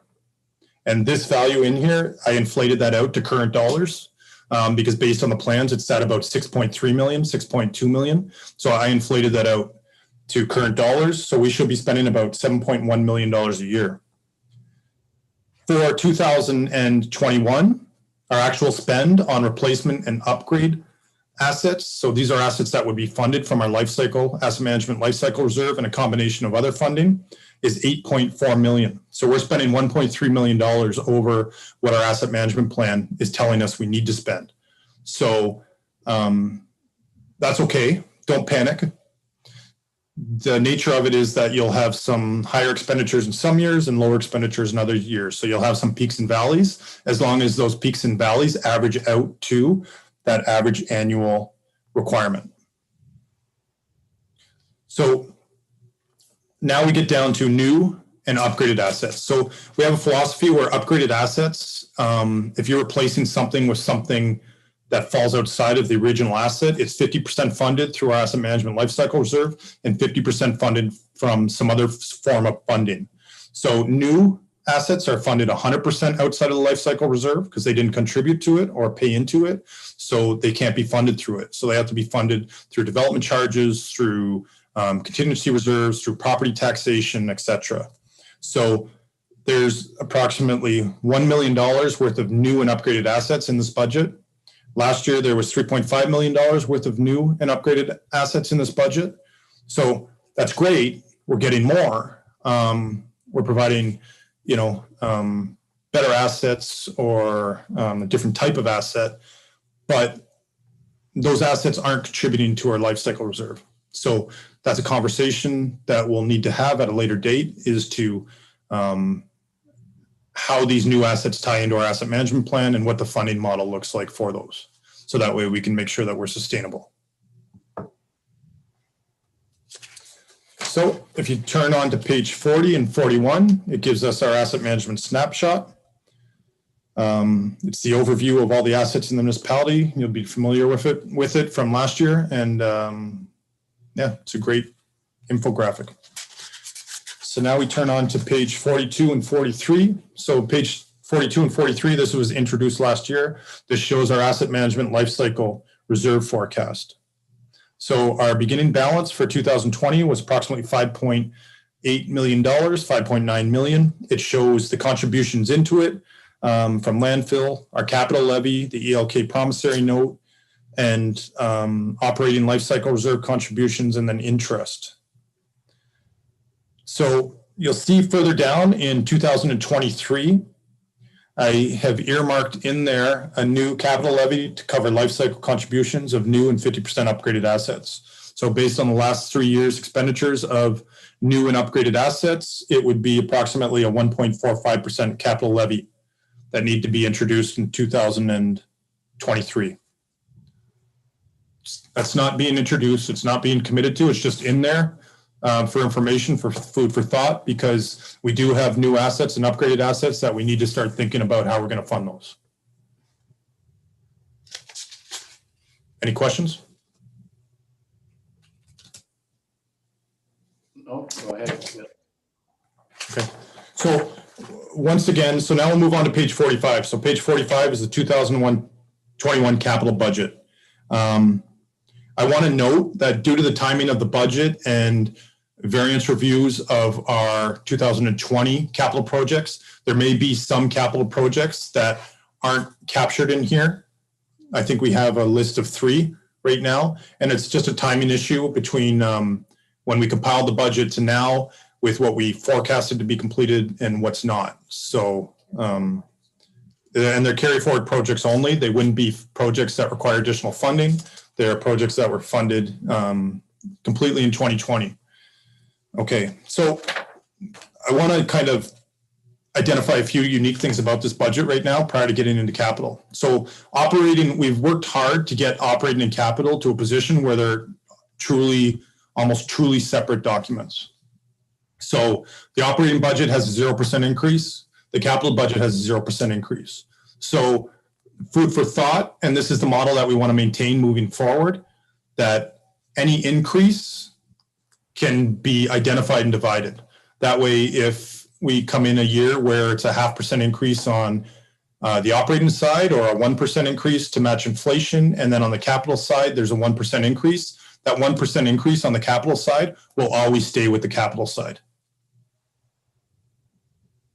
That way, it will become a capital levy and it will go to fund capital. That way we create a model that's sustainable moving forward, and we'll have a pool of funding to pay for our assets. So now moving on to page 46 and 47, right off the hop, under council, we have the Harrow Streetscape, and I will pass that over to Kevin Gerard.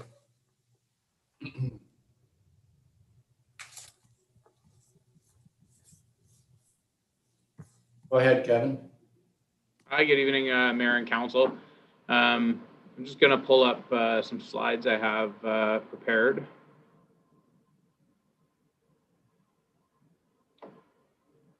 Can everybody see the slides?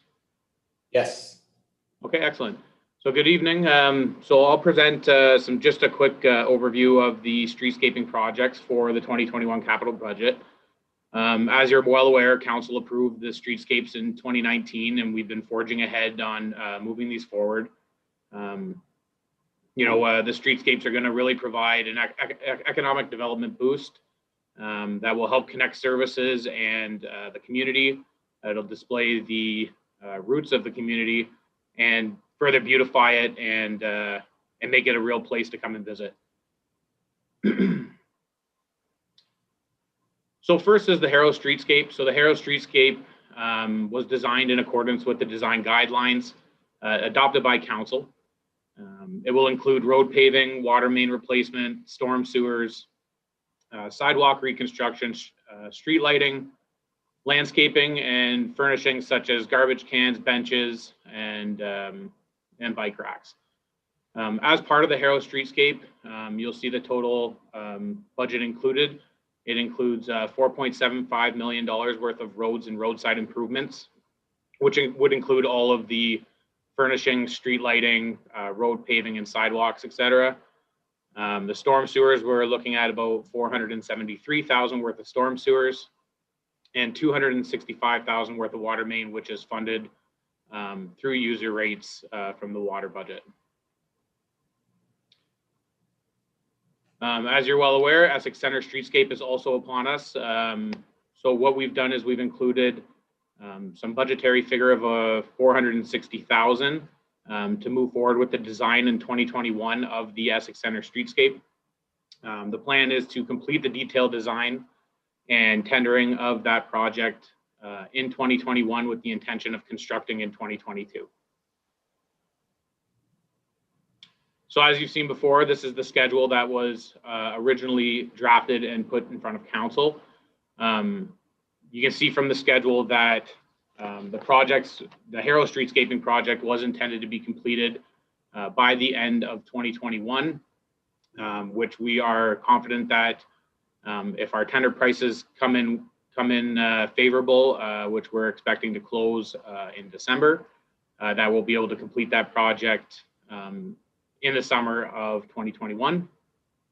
And with the budgetary figure of $460,000 for the Essex Center Streetscape and the tendering in 2021, that should put us on schedule for completion of the Essex Center Streetscape in 2022. So I'm delighted to say, even though we've had some hiccups, that there is a really good chance that we will still finish these projects on time and on schedule.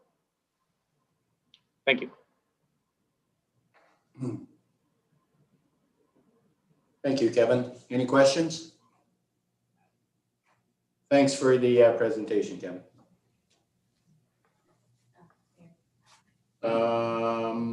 Councillor Vanden, go ahead. Thank you, Mr. Mayor. Through you to, so both Harrow and Essex will be under construction at the same time. It sounds like. Oh, no, you said Harrow will be done by summer of 21? That's correct. Yes, through you, Mr. Mayor. Harrow Streetscaping will be completed by the end of 2021. with the intention to begin construction of Essex Center in 2022 and complete it in 2022. Oh. All right. Thank you very much. That's good. Okay, so through the chair, back to page 46, 47. So the last project under council, under property tax supported, is council contingency, and that has remained in this budget at $50,000.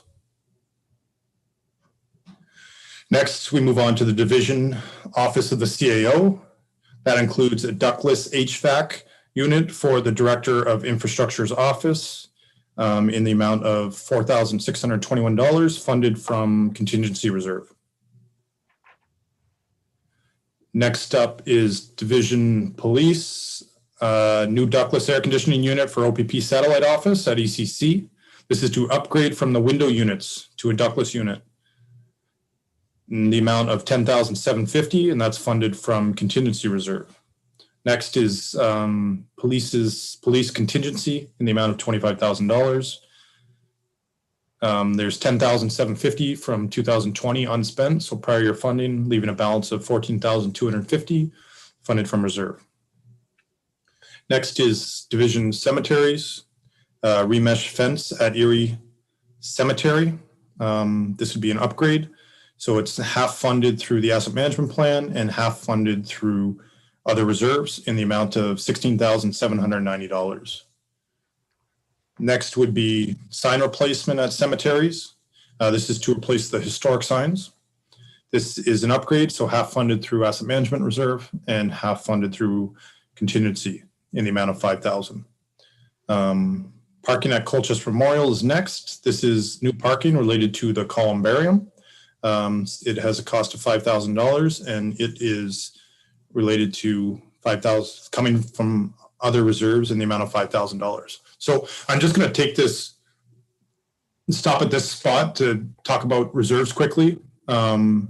So the question was brought up under the service delivery review about our reserves and the position that we're in with our reserves. So we have healthy reserves, and it's allowed us to come in and meet council's mandate of 0% again for 2021.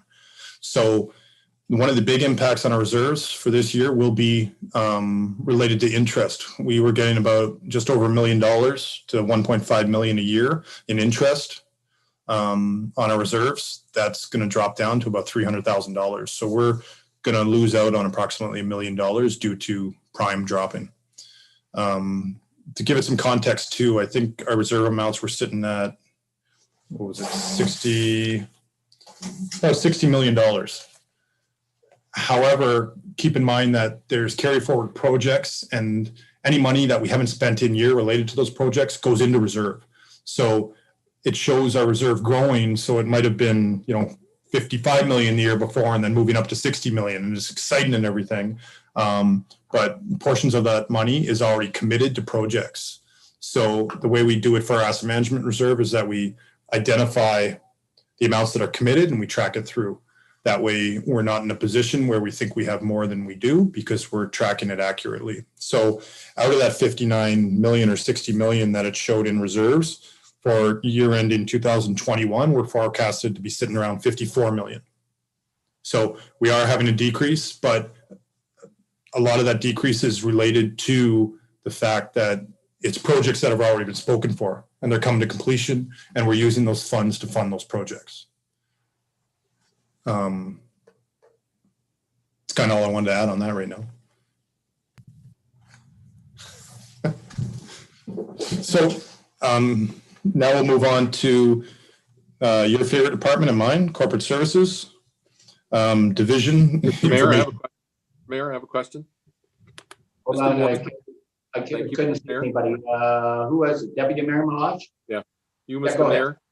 Mr. Morrison, that parking at Colchester Memorial, where specifically is that?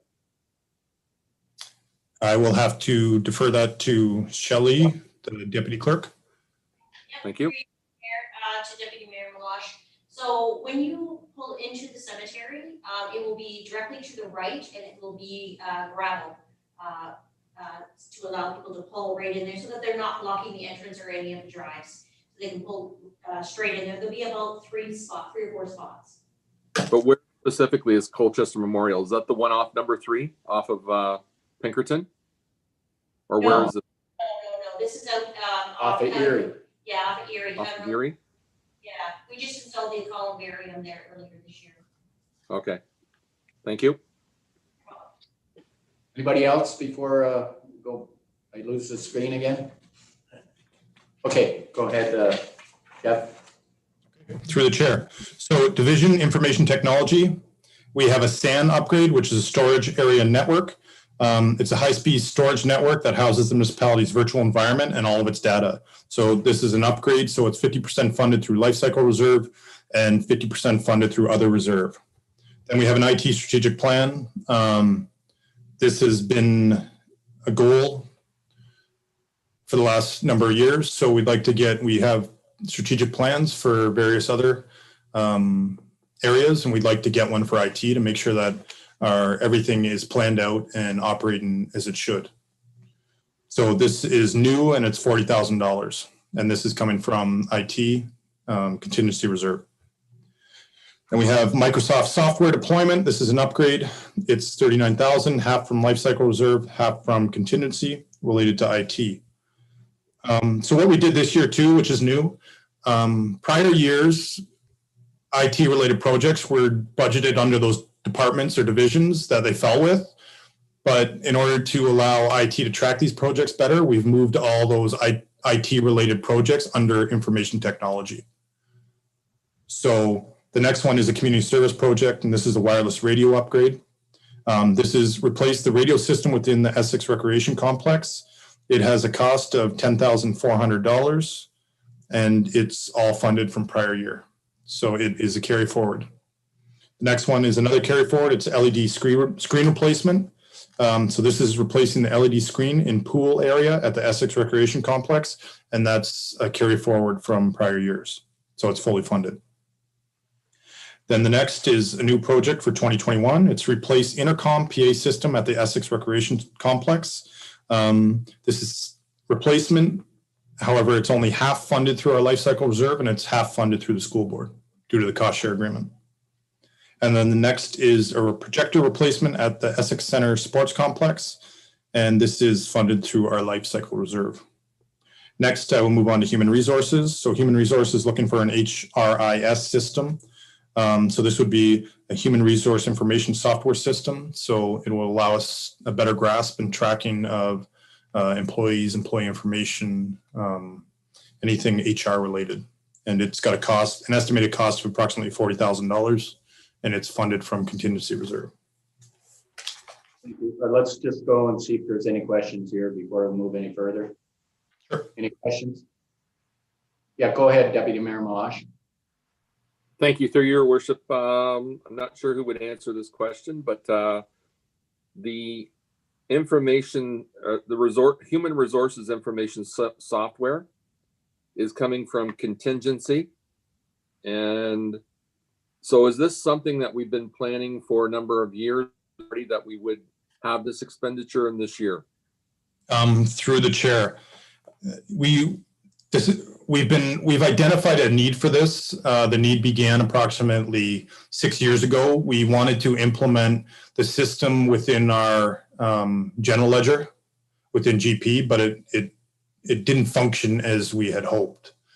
So it was included with our general ledger, but it functioned more as an accounting system than as a human resource system. So there were funds in contingency reserve related to potential acquisition at that time.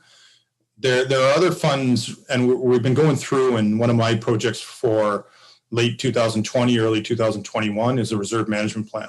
So they're going through the contingency reserve. The way that we used to do things prior to asset management is any projects that were underspent in a year, we would transfer that balance into reserve. So we've accumulated amounts in reserve related to projects that were finished in years past.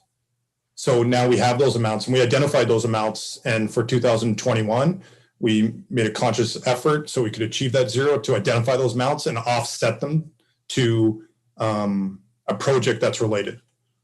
So any of that funding coming from contingency would be related to human resource, whether it's prior year's wage savings, software savings, or monies that were put aside for acquisition of a software. Okay, I'm good with that answer. Thank you. Thank you. Okay, Jeff, you can move on then. Go ahead. Okay, so page 48 and 49, we will now move into community services. And I will pass it off to Director Doug Sweet. Thanks, Jeff.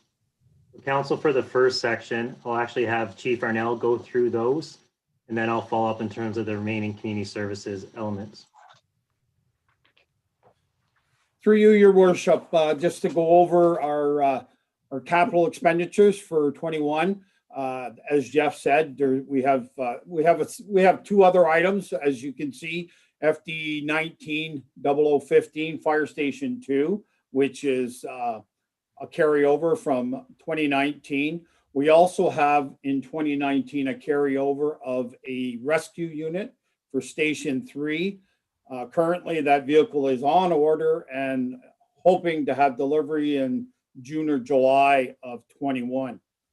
One other item that's not on there that's a carryover is firefighter recruitment, and COVID-19 kind of slowed us up on the recruitment this year, but we just finished up a couple weekends ago going through all our recruits, and we've offered them conditional offers, and we're hoping to get training started first part of 21. So first thing on there is personal protective equipment, $32,837. This equipment is bunker gear and helmets and boots. Where we sit with that is Occupational Health and Safety Act makes us ensure that we have quality equipment for our people. And on top of that, Section 21, which is through the Ministry of Labor, dictates that changes, we need to change over our protective gear every 10 years. That's the lifespan they put out. So every year we replace about 6 to 7 sets of equipment, depending on costing. Carbon monoxide detector replacement. We use these, they're attached to our medical bags, plus we have separate ones, but these are ones for the medical bags. If the crews happen, any one of the 3 stations happen to go into a facility, these are attached to the medical bags to ensure that if there happens, you never know that you get called for a medical call, but it could be CO is the issue, and it would go off to alert our people that it was a problem with CO. We've been working for several years, and thanks to council, on replacing our Jaws of Life equipment across the board. And we have 2 more purchases this year and next year. We purchased this year. The Jaws of Life. Next year, we're going to get the cutters for the equipment for Station 1. We're going to battery operated extrication equipment. Currently, the equipment that's over 20 years old doesn't cut the material in today's cars, which made in today's cars. So this new equipment is needed to do the extrication work we need to do on vehicles, upcoming vehicles. FD 21-0007 hose replacement program. We developed this program about 4 years ago. We're looking at replacing our hoses. We do annual testing on hoses. When they fail the test, we have to replace them, as well as appliances such as nozzles and other small appliances that are used in the fire service to fight fires. So this program is, we're working towards replacing hose on all our trucks to ensure that we don't have a problem with hose when we show up to a fire. Pager replacement program, 21-888-0008 is we replace our pagers. We're approximately about 4 years old. That some of the pages out there are still 4 or 5 years series old. We're trying to upgrade. We're in Minotaur 6s right now, and we do have 3s and 4s still out there. So we're replacing those as well. Our paid on call firefighters, when they respond to calls, they wear these pagers 24 hours a day, 7 days a week, 365 days a year. They get run over by lawnmowers, they fall in ponds. Sometimes they take them fishing with them, all those things that make us have our pager replacement program. We're going to replace the deputy chief's vehicle, 2011 Chevy Silverado. It's 10 years old and well over 160,000 kilometers, and we're starting to have issues, and we got some major costs coming up in repairs. So before we do those, we're looking at replacing it. Airbag kits. Each station currently has airbag kits. What we're looking at doing is this is going to replace all our airbag kits are currently over 15 years old. We're going to replace one kit and use it for all stations. It's one of those items that doesn't get used very often, but when you need it to lift, if a vehicle's on top of somebody, a lot of farm incidents we've used it for. Some businesses, presses, you can move them, lift, a press up to get a person's arm out. But we're going to get one set because it just doesn't make sense to have 3 sets of these when you really don't, there isn't a large usage for it, but the usage is there, and we're going to get it if we need it. Portable generator for Station 1. We got it's up for replacement. And as well, FD 210015. We're going to replace engine 3A, and that's going to go to Station 2. That's part of our apparatus reorg that came out of our master fire plan. And we're going to move that there. We'll move the tanker out to Station 3. And what we're going to start rejigging vehicles because at the end of the day, once we, in a couple of years, once it's all cleaned up, we're going to go from 11 vehicles down to 9, which will reduce the footprint of our vehicles within the community. And we're going to ensure that we have, the right apparatus in the right place. What we're doing is we're looking at, and as you can see, I believe it's in there, it talks about purchasing a stock truck. What we've done before in past years was put a team together from each station and go through the vehicle, and we engineer a vehicle. Well, an engineered vehicle, when you produce that document and send it out, would cost you anywhere from $80,000 to $100,000 more for a piece of fire apparatus. We're looking at getting a vehicle that is a stock unit. It basically has everything we're looking for with a couple of minor modifications, which you can do. And then what we'll do with our team is sit down with them and look at options that they'd like in the vehicle that can make their everyday use of that vehicle a lot easier and what they would like as well. So the vehicle is going to come with all the equipment it needs, all the, the tanks and all that stuff. But the difference is in cost of engineering, because these stock vehicles, they build 2 or 3 stock units every month, and it's just safer or cheaper because we don't have to pay for an engineering cost. And the last thing I got on my on the capital is the ice water rescue equipment. Council directed us to begin with an ice water rescue team. We got the team in place this year. But prior to COVID, we were able to certify 10 individuals that are now certified to do that ice water rescue. And we're still moving forward on getting the equipment to equip the team. And we'll have that all done in another couple of 2 years after, I think it's 22, when we finally get that, and then we'll start into replacing things as needed. And that's my report on on capital for fire. Thank you, Chief. Questions from council? Councillor Bondi, go ahead. Thank you, Mr. Mayor. I just want to say a good job to Mr. Sweet and Chief Arnell and his team. I'm really glad to see the ice water rescue materialize over the last couple of years. I might be a little ahead of myself, but I just want to plant the seed and put it out there. I see that we have in 2022, $125,000 for Station 3 for the upgrades, and then proposed in 2025, total replacement of Fire Station 3. So I actually believe that fire, bringing on the new members of council and having a whole hour at one point dedicated to fire, dedicated to the fire master plan and where we are going and how we're going to get there. I'm just not sure, like if spending 125,000, which is probably going to be 200,000 or more, makes sense, right? Should we look at doing Fire Station 3 sooner rather than later? I would just like to have a conversation with council at some point. Thank you, Mr. Mayor. Anybody else?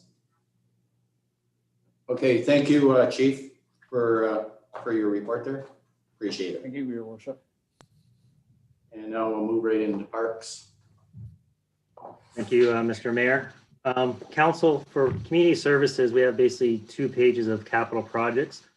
I'm not going to go over every one. I am going to go in order though and highlight the ones that I think more information council should have.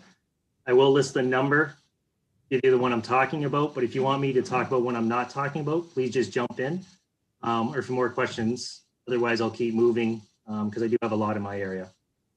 So I'm going to just start right at the third one. CS 190056, the splash pad. So that is a carryover. That is the splash pad building with the washrooms and that at Essex Center. So that's only carried forward because work is anticipated to conclude in early January. CS 19021 park signage.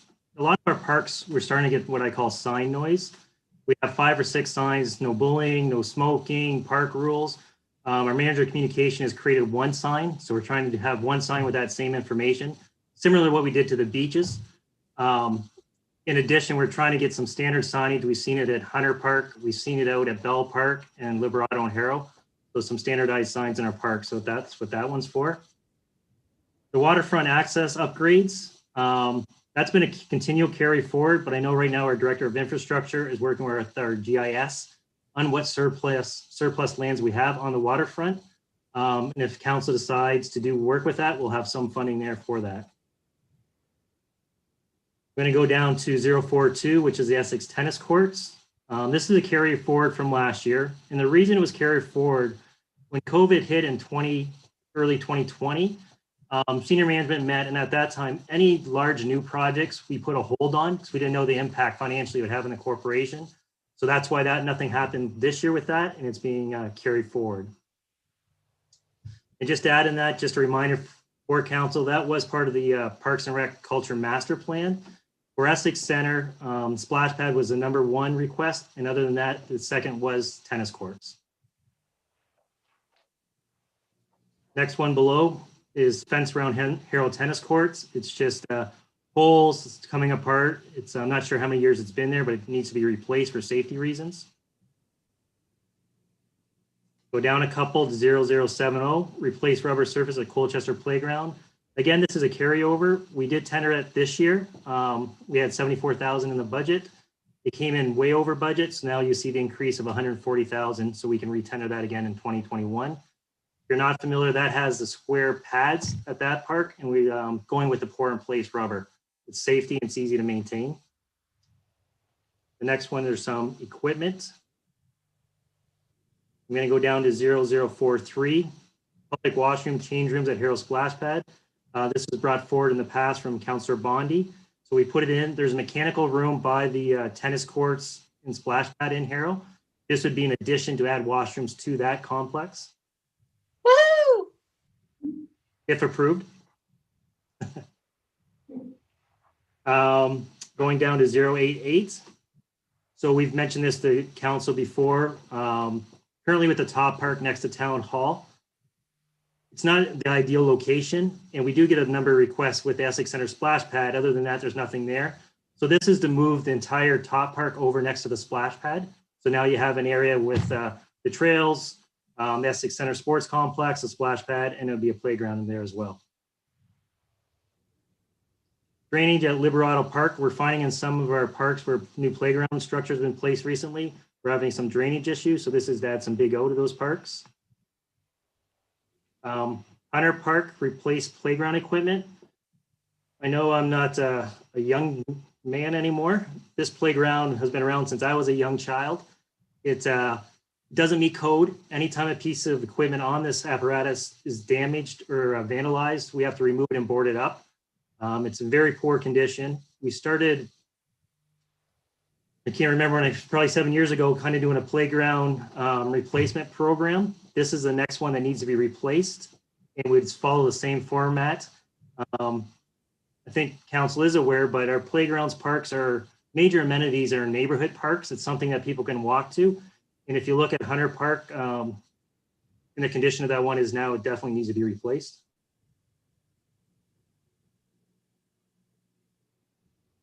Gonna go down a couple more now to 0071. Install new sidewalk at Hunter Park. As we not only install new playground, we're looking at all our parks to make sure they're accessible. So right now, once you leave basically the parking lot, there's no pathway. So we want to add pathways so everybody can access the equipment.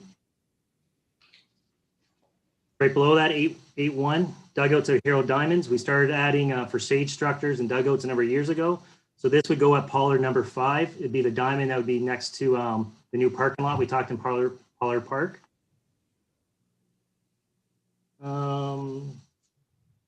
Go down to 091. Again, drainage improvements. This is a new playground at Townsview Park. So the one we did last year. We're finding, again, drainage issues from the playground to the road. So we need to add some big O there. Replace sidewalks in Sadler's Park. If people have gone through this park, it's the old asphalt that's breaking up. So starting last year, our manager of facilities started replacing sections. This is to continue that process and replace sidewalks there. This equipment just want to stand out. It's our water truck. It's 26 years old. It's heavily used now, and with the new streetscapes and more planners, just something gets used on a daily basis, so it definitely needs to be replaced. And then I'm going to turn the page, but I'm not sure if we want to ask any questions on this page, Mr. Mayor. Councilor Verbeek, go ahead. Oh, thank you. Through you, Mr. Mayor. Just a couple of small ones. You know me, reuse, recycle. With our streetscapes going on in Harrow, and then next year in Essex Center, I noticed we're buying planters. Couldn't we use those planters at Sadler's and at the Heritage Gardens rather than buying new? We're gonna like maybe Heritage Gardens, we want to stick to the new theme in Essex with our streetscape, but I think there's a reason why some of the planters that we're pulling out of Harrow and Essex to replace with brand new couldn't be used, save some money and get some more life out of them. And I'm just wondering about the 25, Mr. Sweet, the 25,000 for the beautification in Harrow Center. Just clarify, is that like part of the streetscape ticket or separate? So through you, Mr. Mayor, to answer your first question, Councilor Verbeek, we are recycling. So for example, in Essex Center, because we already started with theme, we'll be using what's currently there in terms of the recycle, the garbage bins, and even planters. We have extra garbage bins. We just don't have the extra planters for recycling, but we are looking at doing that for sure, for not only planters, but for the garbage and receptacle bins. In terms of the beautification for Harrow Center right above it, Colchester, council in the past was putting money aside, and the money just hasn't been spent, so it's been carried forward. I'm anticipating for Harrow Center, this probably will go towards the streetscape because it hasn't been tied to anything. That's just been a carry forward for major projects in the downtown areas. Okay, thank you. Deputy Mayor Malash, go ahead. Thank you, through you, Mr. Mayor, to Mr. Sweet, our Director of Community Services. Just looking, something you mentioned about Hunter Park, the replacement of the equipment there. And I know there's a number of parks that we're looking at across the community. I'm just wondering what the process is in and who's involved in determining which parks are going to be next. Is that something you can bring to council to give us an idea of what we're looking at over the next few years? Through you, Mr. Deputy Mayor, or Mr. Mayor to Deputy Mayor, definitely can. Our staff kind of evaluated all the playground structures a number of years ago, and we created a list. So I definitely can send that out to council to see what order they would go in. And then in our forecast, we have, I think it's Stanham Park is the next one, which is 2 or 3 years out now. I can send that to council tomorrow. One follow-up question. Do you know if Coan Park is included in that list? Or is their new play structure going to have to be part of their capital budget? For you, it would have to be through their capital. It hasn't been included in ours. Okay. I know they've been working on, as you see, a few type of natural playgrounds in the past, and I'm not sure where that stands now. Okay, thank you. I'll follow up with the committee. Okay, and I'll move to the next page. So for very first one, Colchester Community Center upgrades, project 32. So that's repairs to the concrete deck outside of the community center, the railing, and also new windows. And the next one is basically replace the HVAC at the Colchester Community Center.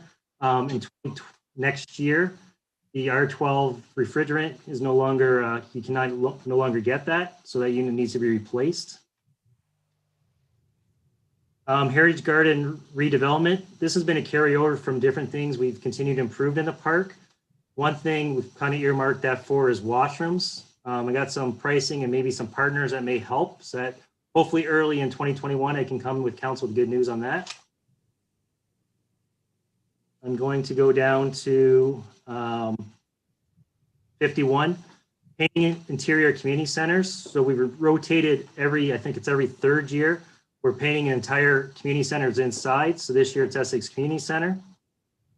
A new item is dog agility items. We're getting a few donations for the Essex Center Dog Park, and also request to add some dog agility items, more amenities within that park. The next one is flagpoles in McGregor. It's one of our few facilities that does not have flagpoles, so it's something we feel would be appropriate to have at that location. Those last three I just talked about are all new, so they would actually come from property tax. Heritage Train Station landscaping. We've been working with Heritage Essex in the past to, we hope, to continually enhance that location.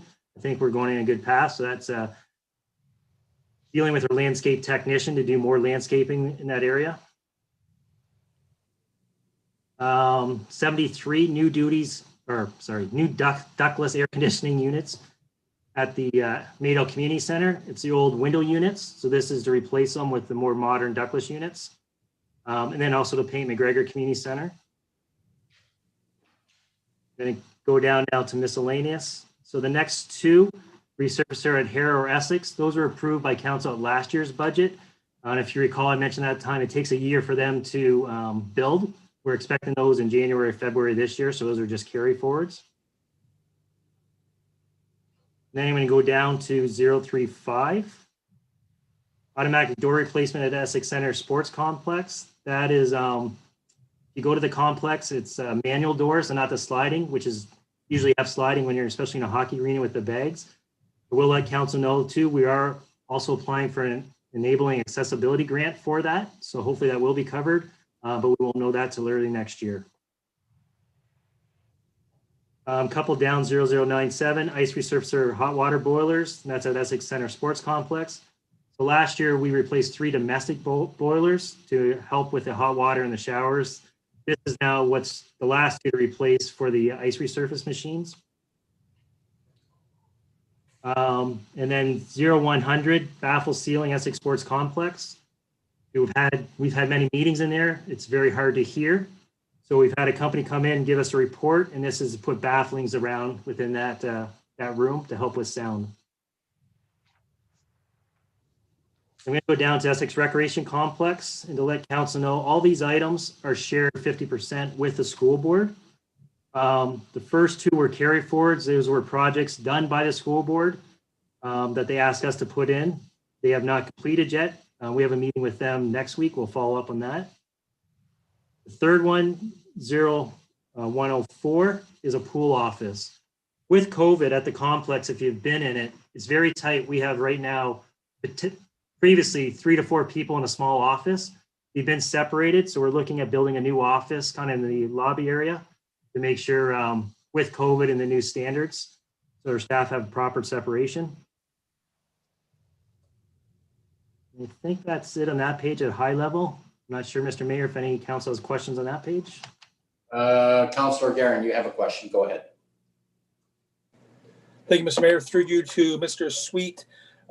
Couple things, Doug. When's we didn't get the grant for the sports complex, so can you share with council what the game plan is going to be moving forward that project? I know with the Hanlon extension coming in, we're going to lose a couple of soccer fields, and I know our baseball organization and our soccer organization and our football, they're going to be in need of some fields. If you could just quickly do an update on that for us, I'd be appreciated. And I have a follow-up to that as well. Hey, Mr. Mayor, to you, Councillor Guerin. So yes, once the grant did not go through, we did contact our consultant. I did meet with them and ask them to do a phase-in approach. So as Councillor Guerin mentioned, when Hanlon goes right through from Fairview to Arner, it goes through a portion of our current soccer fields. So we will lose soccer fields at that time. So in the new phase-in plan, he's looking at adding 6 soccer fields, 2 baseball diamonds, and it'll be 2 parking lots. Unfortunately, with the first phase, it'll be a little bit more because a lot of the infrastructure has to go in at that time. We're just waiting to get that back. We should have that anytime, and I will forward that number to council then. So we are looking at a phase-in approach for that. With a priority, if we have to cut back once we get it, on soccer fields, just knowing that we will lose them. And just, has there been any discussion administratively on where this money is going to come from, Doug? Through to you, Councillor Guerin. We've had high-level discussions. I think it would probably go to long-term debt, but I would leave that to our Director of Corporate Services.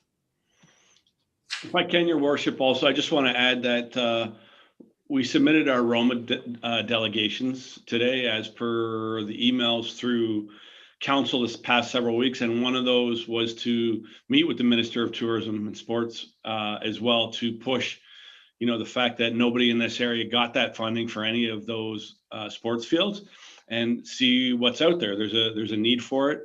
It was identified at AMO. It's been identified in past, so push upper levels of government to see what can come down the pipeline for that.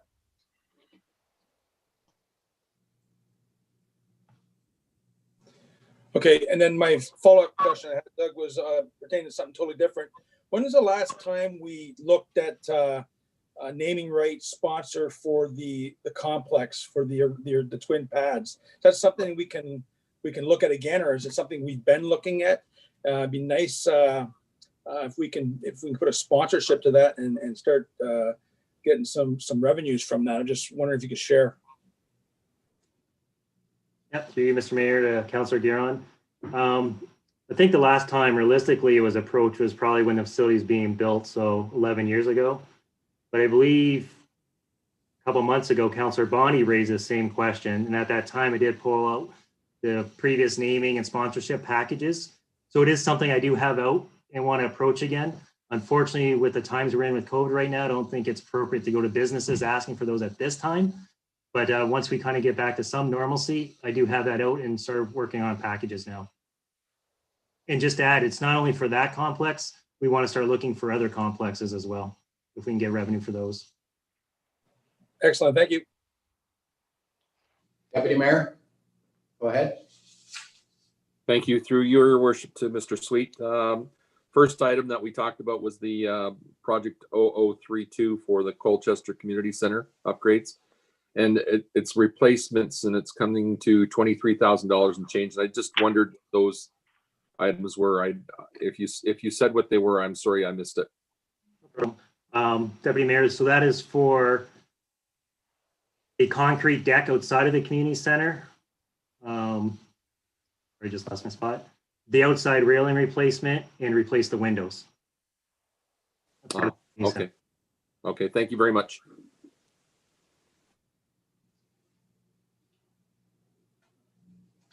Councillor Bondi, go ahead. Thank you, Mr. Mayor. Some of my things, I have questions and I will put them in an email later, but one of the things that I have is Harrow Dog Park. Is that something that we foresee coming? I know that some people in Harrow have talked with Mr. Speed about it. Is that a possibility at any time soon? Hey, Mr. Mayor, to Councillor Bondi, we actually have it in our forecast, not in here, but in 2022 to have a permanent dog park in Harrow. Right now, to one of the residents has brought this forward. We are looking at a location, a recent location they came up with. We're exploring more, but it is something that is in next year in our forecast to have something in Harrow to bring forward to council anyways in the budget. Okay. Further to that, can we look at cameras in other facilities, like cameras, for example, in the Harrow Arena? I think would have been beneficial over the last little bit. And I'm not sure if our geese, so I went through all of our council meetings this year and I wrote down everything that council's given direction for. And the geese mitigation, is that something that is coming in capital or operating? Councillor Bondi, that's an operating. So council gave us direction. I've done the research. We had a couple proposals. It's in our operating now. So if you go back to the operating, you'll see that the Colchester. We lost you, Doug. Hello? Can you still hear me, council? Doug, we lost you. I can hear you. Hello? Mr. I Mayor? can hear. You can all hear us? Mr. Mayor? We can't hear Doug. We can't hear anybody. Okay, so we got a problem here. Just bear with us.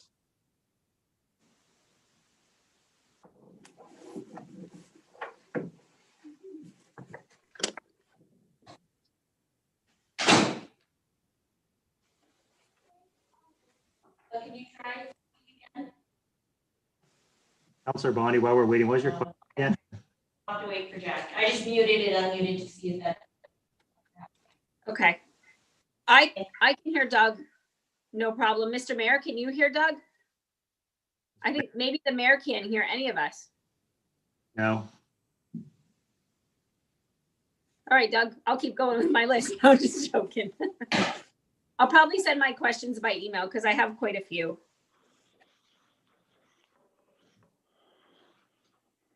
I'm glad to see Council, that. does council need a 5-minute stand up and stretch break right now? No, all good. It's a great idea. Since we're waiting, the mayor, can you hear us yet? No, still can't hear us. I like the 5-minute break idea. I'll be right back. So you guys, Deputy Mayor, do you want to make a motion for that? Yeah, I'll make a motion that we have a 5-minute break. Okay. Seconded. So we'll come back. It's at 8:20. Thank you. Okay. IT has been dispatched.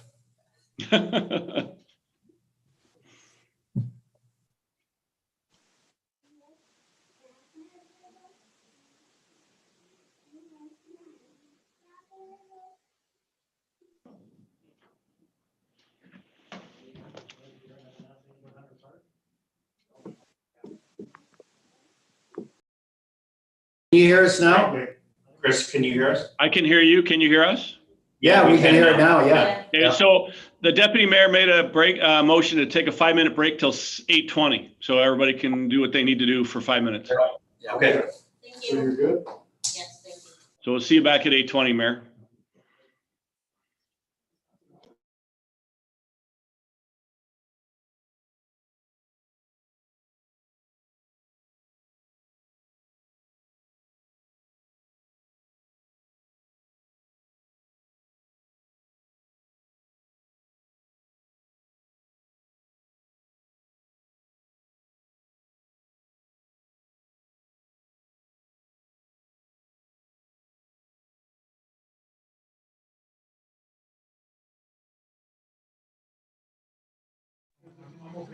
Mr. Mayor, can you hear me now? Larry? Yes, we can hear it.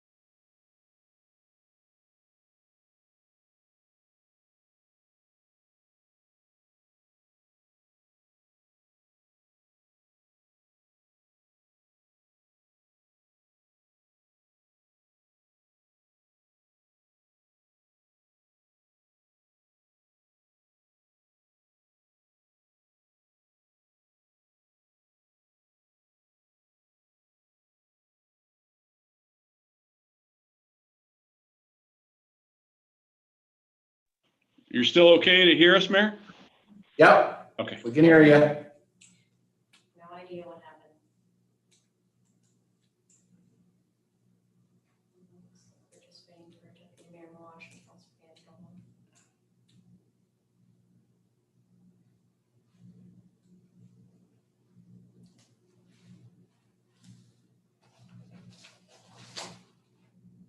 Okay. Deputy Mayor. You're here? You're all here now? We're I think just we're just waiting for Richard. Deputy Mayor.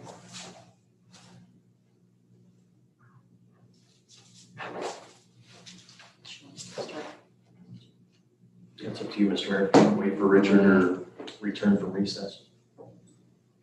I'm back. Okay, good. Okay, Jeff, you can continue, or no, who was it? Doug? Doug, you continue. Thank you, Mr. Mayor. And just before lost sound, Councilor Bonnie was asking a question about cameras. So similar to our playgrounds, we're looking at adding cameras to facilities. We do have Harrow Arena scheduled for 2022. 2021 in the budget I went through, we do have it at the Essex Rec Complex. It's half that is cost shared this year. So we do have a plan in place to look at that at our facilities. Thank you. Other than that, for me, just the next page. 007 is the dock replacements. Again, that was approved by council in last year's budget. They were ordered last year, however, it takes a year to get in. So those are coming in February, March of this year. Below that is a brand new one, installed gates with fobs at the harbor docks. We've got a lot of requests from the boaters, the seasonal boaters there for security. It's something other harbors, marinas have, and we're looking at putting in ours as well. So Doug, just a quick question for you. These dock replacements, they're all going to have hydro and water now? Correct. Oh, So every okay. dock correct, Mr. Mayor, at the Colchester Harbor, every dock and fingers will have fully serviced. Okay, great. Thank you. And for community services, Mr. Mayor, that would be it, unless council has any questions on those few items. Any questions for Doug? No? Thank you, Doug. Thank you, Mr. Mayor and council.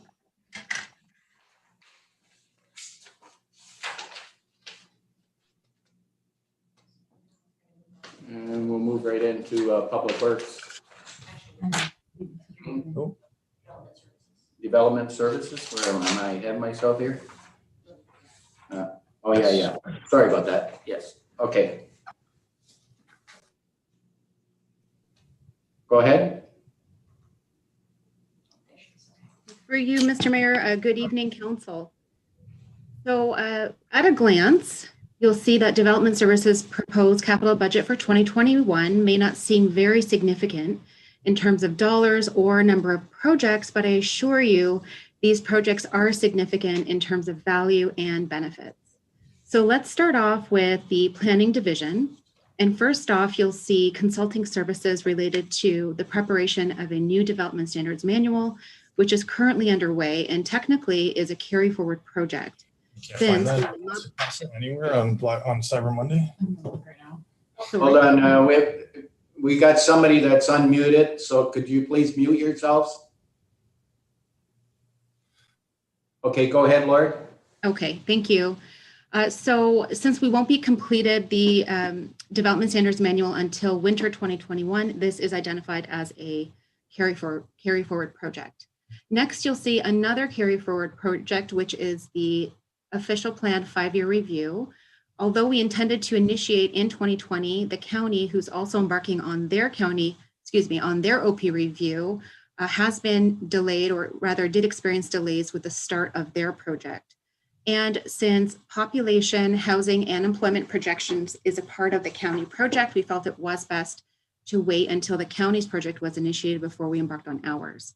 This will not only help us, would provide us with the projections, these valuable projections, but it will allow us to also conform to the county OP policies, which all lower tier municipalities are required to do. So again, this is a carry forward and is funded. Next in the planning division, you'll see a fully funded CWATS project, which will be put towards the purchase of 32 bike racks in both Harrow and Essex streetscaping projects. And finally, in the planning division, we have consulting services for the preparation of an amendment to the DC bylaw and a background study. This is for the purposes of incorporating mandatory changes as per legislation, which was passed in September of this year. And so council is also aware the project can be funded through our DC reserve. Next, we move to the building and bylaw division, where we have an exciting project, which not only the city of Windsor has recently moved to, but just found out that also Leamington will also be moving to. Many other municipalities in the province are also moving towards this direction, which is a cloud-based building permit software to move to electronic permitting, permit processing, tracking, and reporting, also to assist field staff with efficiencies in inputting inspection information, site visit information, and approvals while in the fields. So this is an estimate cost for 3 tablets and an annual system fee, which you'll see on the right-hand side in the gray area, which shows that annual operating cost. Finally, in the economic development division, we have the procurement of consulting services to prepare an agritourism development strategy. And if you all recall, this project is also fully funded through grant funding and a transfer from unused 2020 funds in the ECDEV budget.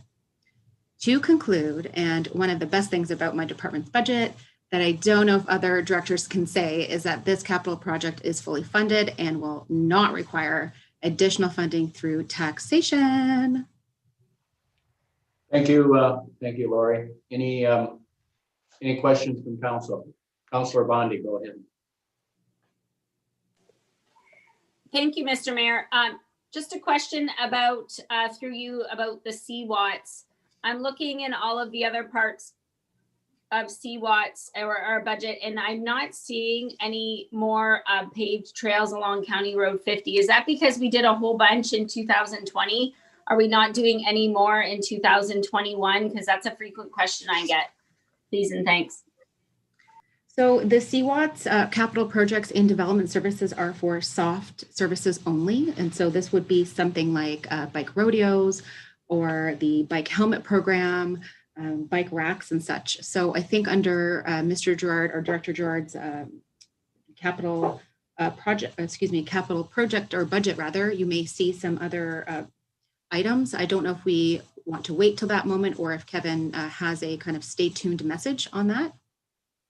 I see also Doug's hand. Yeah, through Mr. Mayor, in the community services operating budget, there's an annual cost center for trails, which council allocates $75,000. And that's been used in the past for trail development. And I think that's where Director Gerard could say if that's being used in partnership with CWATs or not, but funding is allocated there. Thank you. Jeff, you want to add to that? Go ahead. Go ahead, Jeff. Through the chair, I believe in 2019, we did the extension of County Road 50. And we went, I think, 3 times as far as we normally would. So my understanding was that the revenue that we allocate to trails was spent in 2019 for the next 3 years. So I believe that 2022 will be the next year that you'll see that funding come back on stream. Just so we're all aware as well, what I understand from the county is that they are taking a look at the whole entire CWATS program and the plan itself. So there is an update of the whole program. We're in the process of changing it chapter by chapter. I do see that there are some sections that still do need attention. And although we do have that priority to, I think it's County Road 50 to the west towards Amherstburg, we do have our eye on other projects. At this time, I don't see much else beyond that, except to say it's on our radar and that other projects are on our radar. Thank you, Lori. To Councillor Bondi, you were referring to west of Colchester, right? Correct? Yeah, there's many, many challenges there, right? Through the bridges and that. Big challenges, very, very costly. I think that's why the county too is holding back a little bit on that right now. So, Deputy Mayor Meloche, you were next. Go ahead. Thank you, Mr. Mayor. And it might not be necessarily a budget question, but to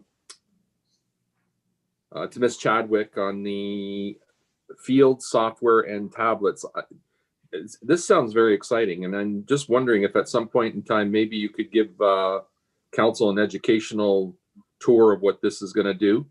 And the reason why I'm saying that too is that it must be something that you think is really going to be worthwhile, because if we're going to be paying $32,000, if you're saying that you're willing to give up $32,000 of your budget every year for the next ongoing for fees, that software must do something pretty spectacular. It sounds like it does, but it'd be kind of cool for the rest of council to know what it is.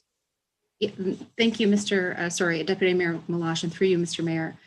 Very exciting. Not only are we looking at other software, we've done an analysis during the fall. We've done a review of our existing software, and are there modules, for example, that we could use, or rather just pay an additional operating cost, adding on to CityWorks or whatever that existing software is. Yeah.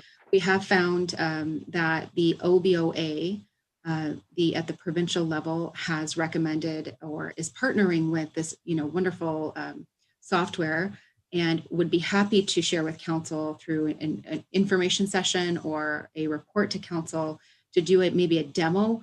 And of course, we still do need to do a little bit of legwork to see if the tablets we're going to have to work with IT. We're going to have to work to make sure that we have the station set up. We also need to move to an electronic system with the public, and to get that kind of message out. So we are preparing a business plan to our CAO, and that business plan will identify the costs up front, but also the benefits. And wherever Chris takes that, if we choose to show council what that will look like, I'd be happy to present the benefits. We do see that the operating cost is minimal in comparison to the time that we will be saving out in the field and also within the building itself. This is the way of the future. Our provincial, like I said, our provincial body is moving towards this and is recommending partnership across all of Ontario, and it's really an exciting time for us. Looking forward to the presentation. Okay. Thank you. Your Worship, if I can add to that. Go ahead. Okay, thank you. Yeah, I think it's a sign of the times, definitely moving electronic. There's potential to apply some of the COVID funding in terms of moving online, getting rid of paper towards some of that operating. So we're looking into that. The other thing that I'm investigating, and I'm particularly glad to hear, if Leamington's coming on board, we're looking at it, the City of Windsor is using it. I'm going to put an email to the county to say, is this something that potentially the county could be housing, similar to the GIS, similar to the other IT services that would maybe help bring costs down for everybody in the region. I don't know where that's going to go, but at least we can explore. Thank you, Chris. Okay, so we'll move, I guess what the next one is. Move right to Kevin. Kevin, you're next. Go ahead, Kevin, anytime you're ready. Okay, I'm just sharing my screen. Can everybody see it? Sure. Yep. Okay, great. So I'll start off in order with equipment and administration. So similarly to the other directors, I'm going to run through all of the newly proposed projects and equipment for 2021. Of course, there's other carry forward items included in the budget, and I'm willing to answer questions on any one of those. So first off, I want to talk about asset replacement and the way that we assess our equipment here at the town of Essex. This is a standard graph that'll show you the different costs associated with equipment over its life cycle. The two major costs are depreciation and repairs and maintenance. As you can see, repairs and maintenance go up as time passes. Larger things break down, they need replacement, and those costs increase with time. Depreciation is that value of the vehicle and the cost associated with the value of that vehicle, which decreases over time. It's the age-old saying, when you drive a vehicle off the lot, it loses 30 or 50% right away. So you can see that major dip right at the beginning of the timeline. So what you can do is you can add these two together to come up with a total cost. So that total cost made up of repairs and maintenance and depreciation, you can see is a curve that will show us when is the optimal time to replace a piece of equipment. This is how we analyze when to replace a piece of equipment, what its life cycle should be at the town of Essex. We're constantly analyzing that time frame for various pieces of equipment. And you'll see that that's the work that we do here at the town of Essex to determine the optimal time to replace equipment. So the first item in the budget is the replacement of a 3-ton unit number 531 with a 5-ton roll-off plow.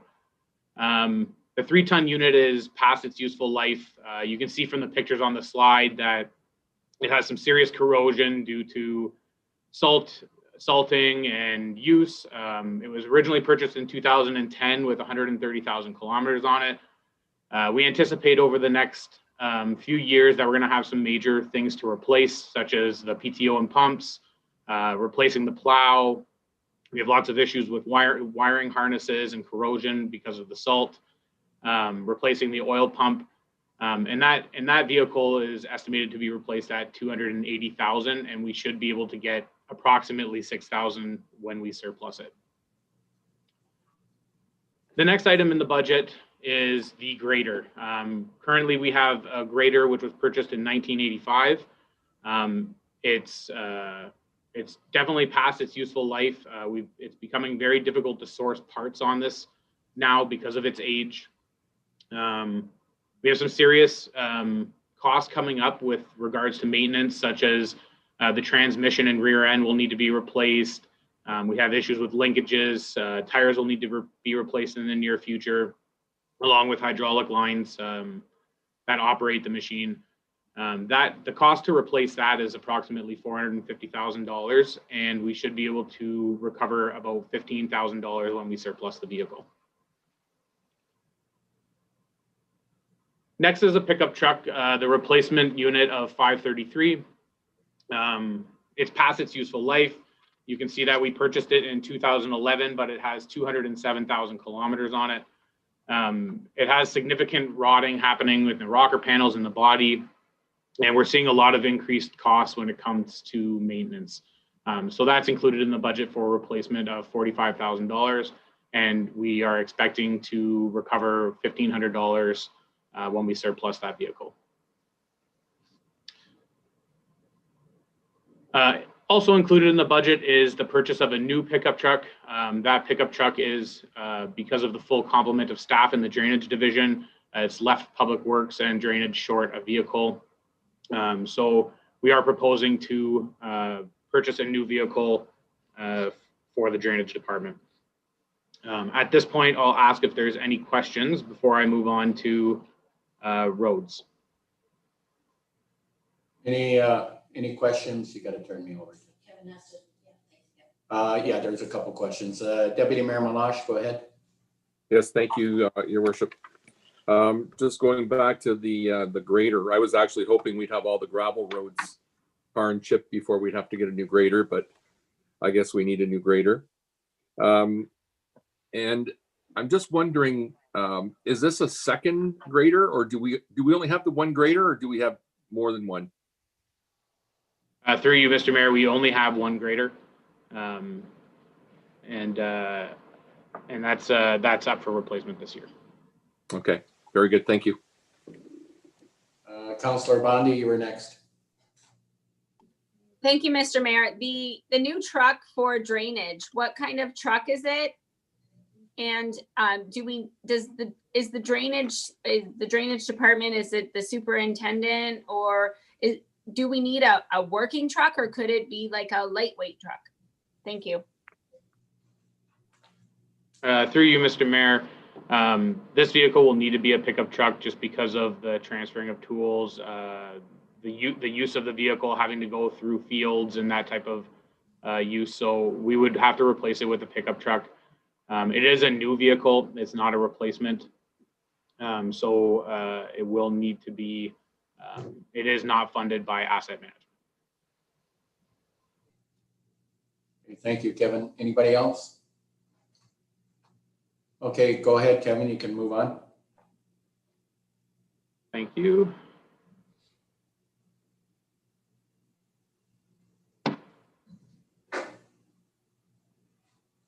Okay, so I'll move on to everybody's favorite budget center, the roads and roadside. So first I want to talk a little bit about our roads in the town of Essex. I'm sure council has seen this in the past. We call this our graduated mapping, which represents our traffic counts on town of Essex roads. So in the image that you see here in the slide for wards 1 and 2, the blue roads represent County of Essex roads and not town of Essex roads, where the green indicates the town of Essex roads. The boldness of the line represents the level of traffic. So a bolder line will represent more traffic and a thinner line will represent less. So basically you see, this is one of the factors that we use when we're determining what roads to recommend for our capital projects. And it's also something that we use for maintenance. The same thing can be shown for wards 3 and 4. You can see that the more bolder roads, such as the Smith, the Gore, the 3rd, have the higher traffic counts, and then the thinner roads, obviously, the 6th concession and so on and so forth. So this is also a chart that council has probably seen in the past, and it's a good chart because it represents how infrastructure services determines how to maintain or replace roads. As you can see, it's basically the life cycle of a roadway. You can see in the first 75% of its life that it loses 40% of its condition or quality. So what we're trying to do is extend the useful life of that road at the lowest cost possible.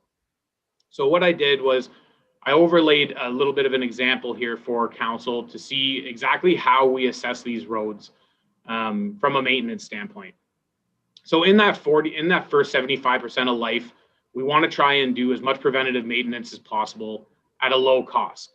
So obviously on the full right side, you can see it's only $1 sign to do preventative maintenance, such as crack sealing, patching, and overlays.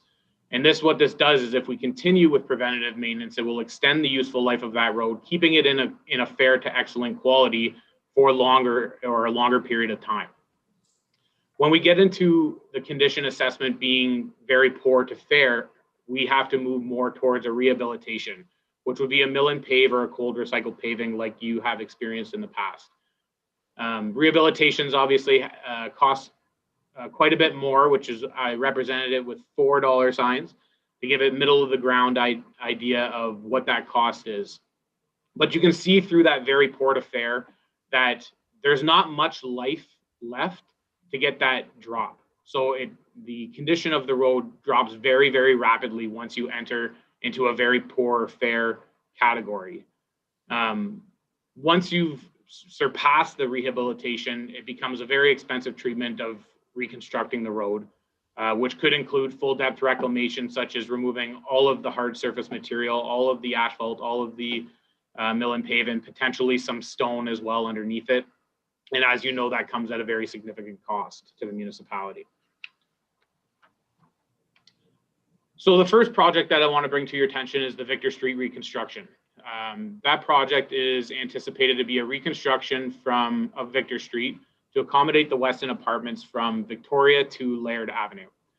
So that project is expected to incorporate water main, storm sewers, and road works, all of which are past their useful life. We will be installing sidewalks and curbs and et cetera on that road, but it's recommended very highly because of the increased traffic in this area due to those apartment buildings. This road is identified as a red road or a road that requires reconstruction, and delaying it any further could potentially result in some serious safety and liability issues. As part of the Victor Street reconstruction, we've included about $445,000 worth of roads budget, $275,000 worth of storm sewers and $165,000 worth of water main, which is funded through water rates and the water budget. The next is Maidstone Arthur Gosfield intersection. So as council may or may not be aware, the preferred alternative for fixing this intersection and the orientation and safety of it is a roundabout. It's been included in the wish list for some time now, and we know that it's going to cost approximately $4 million. And that would include the roadworks, land acquisition, and some of the challenges incorporated with having some grade differences because of the old rail property, et cetera. So what we're doing here is we're in consultation with the county and working with my infrastructure team. We came up with the image that you see on the slide. This image, this configuration of the intersection should improve safety and the configuration of the intersection. It'll extend the useful life of the roads, and it'll provide us with an interim solution until we can get ourselves a roundabout in that location. You can see we've estimated it to be $450,000, which is about 10-11% of the cost of the entire roundabout. So it is a temporary interim solution that could last for quite some time at only 10% of the cost of a full roundabout. Next in the budget is Old Malden Road. So we've included Old Malden Road because of a motion of council that Old Malden Road be included in the proposed 2021 budget. We've estimated the cost to surface treat or tar and chip this road of $220,000. The average traffic volume on this road is about 60 vehicles per day, and there's about 13 residences on the stretch of road that we're looking at. It's currently maintained as a gravel road, and it's graded annually or sometimes 2 to 3 times per year, depending on the condition and the weather and that type of thing. So as per council's request, it's been included in the 2021 proposed capital budget. Before I open it up to questions, I will also mention that the second lift of tar and chip is also proposed as part of the capital budget on the 4th concession, the 8th concession, and the Gore of the sections that we did this year. So that is also included in the budget, and you will notice it in the roads and roadside section. I assume I did such a great job that nobody wants to have any questions here, or should we just move on? Got to see everybody here. All right. Deputy Mayor Meloche, go ahead. This is to Mr. Gerard. Mr. Gerard, Director Gerard, could you go back to the screen that had the picture of, instead of a roundabout, the alternative solution for Maidstone and the Gosfield Town Line and Arthur? So I'm just looking at this one, and I know there's a lot of traffic that comes from the traveling east on County Road 8 or Maidstone Avenue. So coming off the 401 up the Naylor Side Road, and when they get to Arthur, a lot of those vehicles go down to Arthur to get down to the downtown, like Shoppers Drug Mart, and so on, like that whole the Southland Plaza. So I'm just wondering, we don't have a left-hand turning lane at the intersection there on County Road 8, so that you can turn on to Gosfield Town Line and then on to Arthur. Yep, through you, Mr. Mayor. We did take a look at that. As part of the study that was completed for the roundabout, it did do some traffic counts. We took a look at some of the traffic counts and the use of vehicles that were traveling those roads and making those turning movements. And we didn't feel that it required a left turn lane because of the amount of traffic and the vehicles that were using it. But with that being said, the $450,000 that's included does include some monies for engineering. There is the potential with agreement from the county to potentially put a slip through lane here and then making that eastbound lane a dedicated left turn lane. So it is something that can be added or assessed during the engineering. But internally, we did address that issue when we came up with this configuration. Yeah. I just wanted to point it out because I do believe if we do not have a left-hand turning lane there to get onto Gosfield or Gosfield Town Line, that we're going to, particularly if we're cost sharing this with the county, that at some point in time, we're going to have to put that in at 100% our cost. And I think it's going to happen. You'll see it happen. There's just going to be too much congestion there with traffic backing up from coming in from the east. So just my thoughts. Just wanted to put it out there. Thank you. Okay. Any other questions? Yeah, I do. I can. Yeah, who was next? Councillor Bondi, I think you were next. Thank you, Mr. Mayor. I added up the 2019 and the 2020 prices of Gore, the 8th and the 4th. So when you add in what we did for the cold rolled, and then now we're coming back and doing the second coat, the Gore was 456,000, the 8th was 440, and the 4th was 545. So these are pretty expensive roads that we're doing. And I like the finished product that we did in 2020 a lot better than what was done in previously done years with that product. So the difference that I'm hearing from the residents on the Gore and the 8th is that the product was thicker. It was a better time of year, and we pulverized, which is something when I go back to old council notes, pulverizing was something we weren't going to do, or pulverizing was one of the benefits. I think it was Councillor Bjorkman that said it. Pulverizing was one of the benefits of not having to do cold rolled. When we did the cold rolled, we didn't have to pulverize. So anyways, I will take all of my banging of my head against the wall for the last 3 years as a small victory, because I do believe that the product that we ended up with in 2020 was better than years past. So I want to thank administration for that. I also do think that we should revisit the new truck.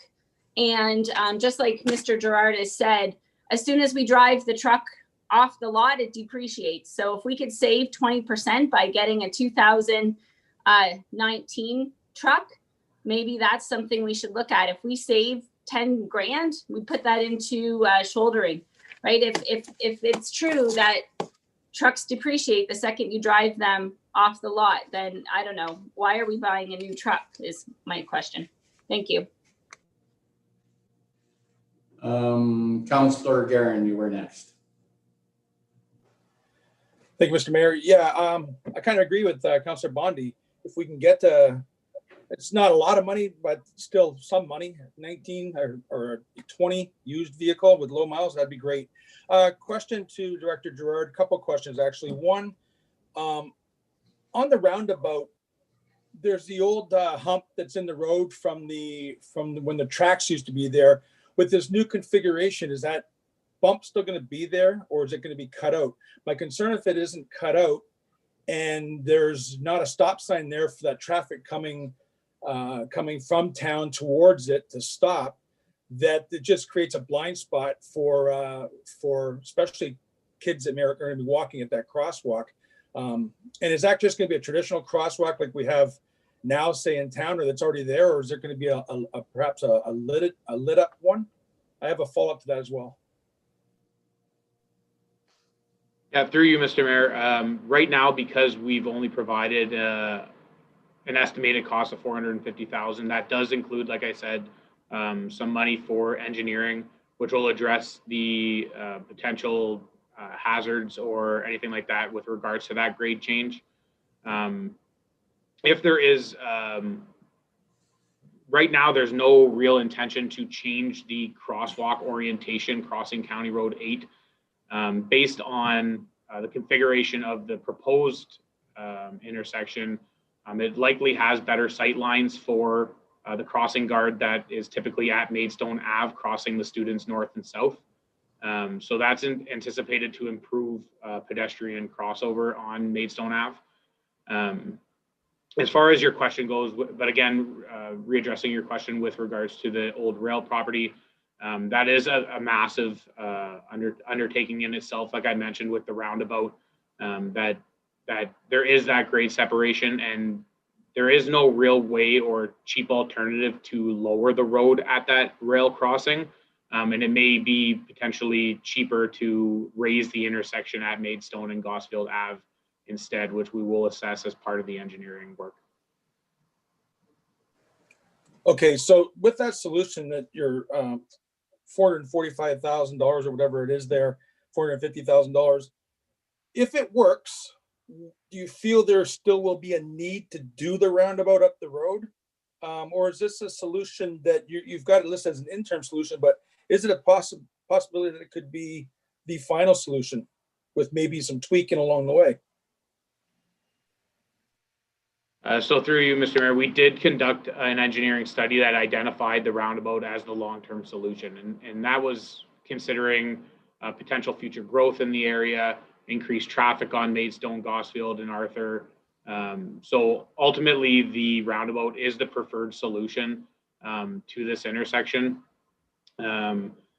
With that being said, I do believe that with this configuration, we can assess it as a potential long-term interim solution where, realistically, can we afford to do $4 million roundabout in the very near future with the Essex streetscape, the Harrow streetscape? We want to be sure that we're being fiscally responsible while also providing the needs of infrastructure services. So we do believe this to be an interim solution, but believe that this intersection would improve the configuration and the safety of it as well. So at a cost of 10% of the entire cost of a roundabout, we feel that this is a great alternative to waiting a very long time for the roundabout. Okay, thank you. And then my other question I had with respect to under the 0013 overlay 6 kilometers, $150,000 budget, and that's basically, it says in the notes that it's for rural tar and chip roads. Where does the money that we put into urban maintenance on roads come from? And I'd like to see if it's possible somewhere if we could, if we can't do roads in full in some of the urban centers because of the cost tag to them, perhaps there's an increase we can find in the maintenance on those roads. Rather than just doing the pothole fills, we can maybe do overlays or something along those lines. So I guess the question I have is, where does that money for urban road maintenance come from? Is it out of that same fund? And we can go from there. No, through you, Mr. Mayor.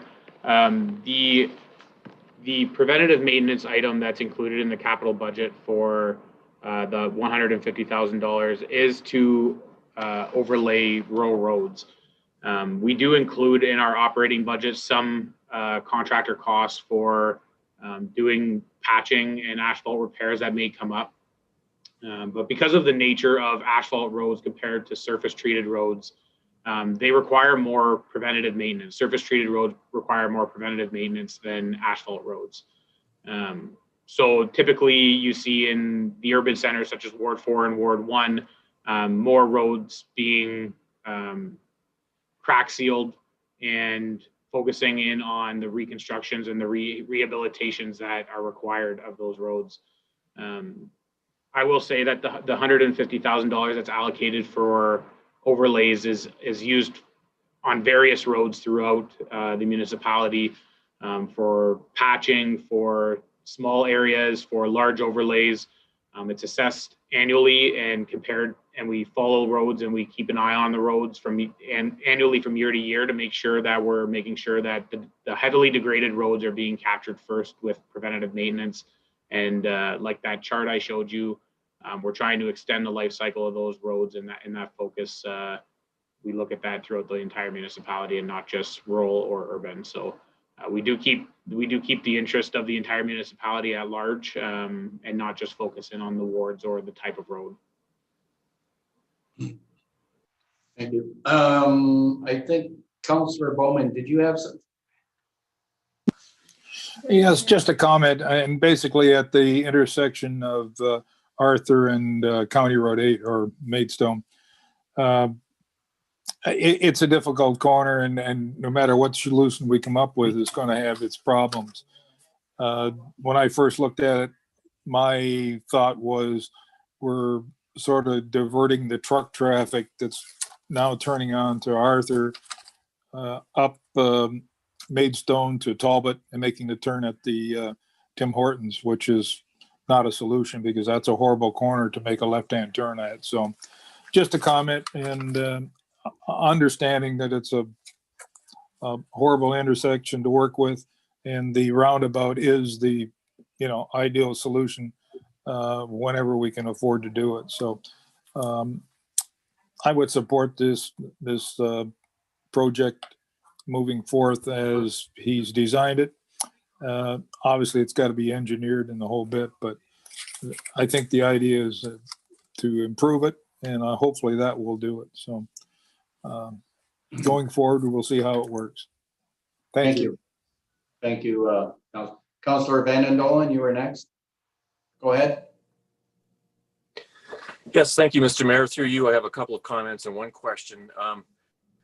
Yeah, I don't understand why this intersection seems to loom so large in need to be done. I use it on a regular basis. I know a child was badly injured or killed there once, but I drive through it without any problem. I mean, to me, we should be spending that kind of money on Talbot and Maidstone, the main light there down the road, which I think is just a horrible intersection, desperately in need of upgrading and realignment. I'd even spend the money on that, on Councillor Bondi's favorite intersection in Harrow, which also needs to be done, I think, more badly than Gosfield Arthur. But, that being said, I'm not going to second guess it or argue it. Back to the pickup trucks, I don't think we should be micromanaging the purchase of a single pickup truck. I think that's a really bad idea. The truck is rusted, it's old, we need a new one. As somebody with extensive experience with driving used vehicles, you can spend a lot of money trying to save 10 grand. As one of the world's foremost experts on used vehicles once said, the best way to save the most money on a vehicle is to buy it new and drive it forever. And that's what towns do, and that's what we should do. We should give our people new vehicles. It doesn't happen more than once every 10 years. We shouldn't be trying to chisel 10 grand out of that deal. And finally, my question is on through the mayor to Mr. Gerard, this old Malden Road that we're going to be tarring and chipping, it struck me that you said that it's only used by 60 vehicles per day. Is there another road or stretch of road in the town that has less traffic than that?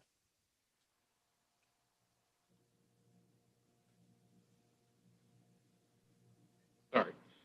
Through you, Mr. Mayor, I would probably defer back to the diagrams that I showed you of the graduated traffic counts. You will see that there are quite a few in that same ballpark. Counting vehicles, plus or minus 10, 50, it's very difficult to say because they all fit into the same category. But I will say that there are probably a couple of roads that do have similar traffic counts, other gravel roads especially, because they're less frequently traveled. Thank you. I'm not going to oppose doing this road. I just wanted on the record that it's a very, very lightly traveled road. There's a bunch of those very similar. We don't need to revisit the big debate we had last year if it's, it gets done. But, I think there may be roads that need to be done ahead of that, or that I would, but this one's going to be done this year. It's got to be done eventually. Let's go. Thank you. Councillor Verbeek, go ahead. Thank you. Through you, Mr. Mayor. Mr. Gerard, I want to ask about that intersection as well. So I know it's come before us a few times, and we went there on our, on our tour and heard that there's a lot of residents that have issue with it. And I'm not sure if Councillor Vander Dolen, if there was someone seriously hurt or there was a kid bumped on a bike. But have there been numerous accidents there? Are we putting all this money out now to do a roundabout in 5 or 10 years? Like the previous councillor said, there's a lot of other intersections that could use this big chunk of money. Like, I'm just wondering why this year we're addressing that intersection when what I've heard is that there's been issues with a number of intersections. And like, I too travel that intersection. That's my go-to rather than get up to where Councillor Bowman explained that corner there. I would much sooner turn there than get up to, when I'm coming from my daughter's, than get up to the Tim Hortons corner there. And I'm wondering, is there more about that intersection that I'm unaware of that makes it so pressing? I can put the money in before the roundabout? I can answer that, Counselor, myself. I've had many calls on that intersection. I've talked to our CAO on that. I talked to the county on that intersection. There was a child hit on a bicycle there that was seriously injured. There's been a lot of close calls there. We tried to come up with some solutions on signage, to cut costs, signage. And I think what Kevin's got here is, I think it's a good way to make that intersection safer. There's no way this council or our taxpayers can afford a roundabout there. That is the only way to really fix it properly. But what Kevin's designed here is going to take care of that problem. I'm quite sure of it. Yes, it is. The intersection is designed very poorly right now. Anybody that's traveled that, even when I come up there, you can look at it. It's a very, very poorly designed intersection. So I'm going to support this 100%. I mean, that's it. For Kevin to design this, I think it's a great design, Kevin. So go ahead, Councillor Guerin. I'd just like to add that I drive that road probably pretty much every day and have been for 45 years plus. Been going down that road. It's more so the people that are traveling on that road that aren't familiar with that intersection. Right.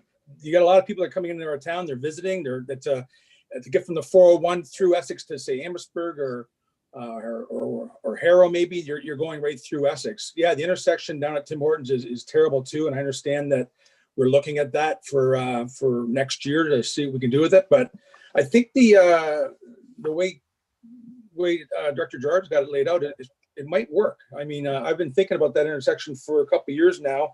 I didn't like the idea of dead ending Gosfield, so I really like this solution with the turn onto the road. I don't think it's going to make the trucks coming into town from the circle up at the old Fairview Variety. They got to make that left and a right on Arthur, but it's no different than coming through there now from the other way and having to make that stop and that little right and then I'll jog left on that road. So I think the intersection will be fine. And $450,000 is a lot of money to spend, but I don't know when we're ever going to have $4 million to do a roundabout. And I know this council, I don't think we can afford any fatal accidents at that intersection. It's going to happen. It's a terrible intersection. We've had many complaints from crossing guards to parents whose kids. We got a big development over there in the Gallows. Lots of homes and lots of kids over there now taking that route to get to the Essex Public School. And anything we can do to make that intersection less dangerous is the better. Thank you, Councillor Guerin. I agree with you 100%. 100%. Anybody else? Deputy Mayor Meloche, go ahead. Thank you, Mr. Mayor, to Director Gerard. Just one last item. North Malden. We've been reconstructing North Malden from Essex towards Walker Road, towards McGregor. The next section was supposed to be from County Road 15 to Walker Side Road, and that's not in the current year. It was cut out last year, and it's not in the current year. But when I look at the 4 future capital projects, I don't see it in there either. The next section we're showing in future capital projects is from Walker Side Road to County Road 11, which is Walker Road. So we somehow have to get that back into the into sync as well. Thank you, Deputy Mayor. Thanks. Okay, I guess, did you have something else, Deputy Mayor? No. Okay, I guess you can keep going, Kevin.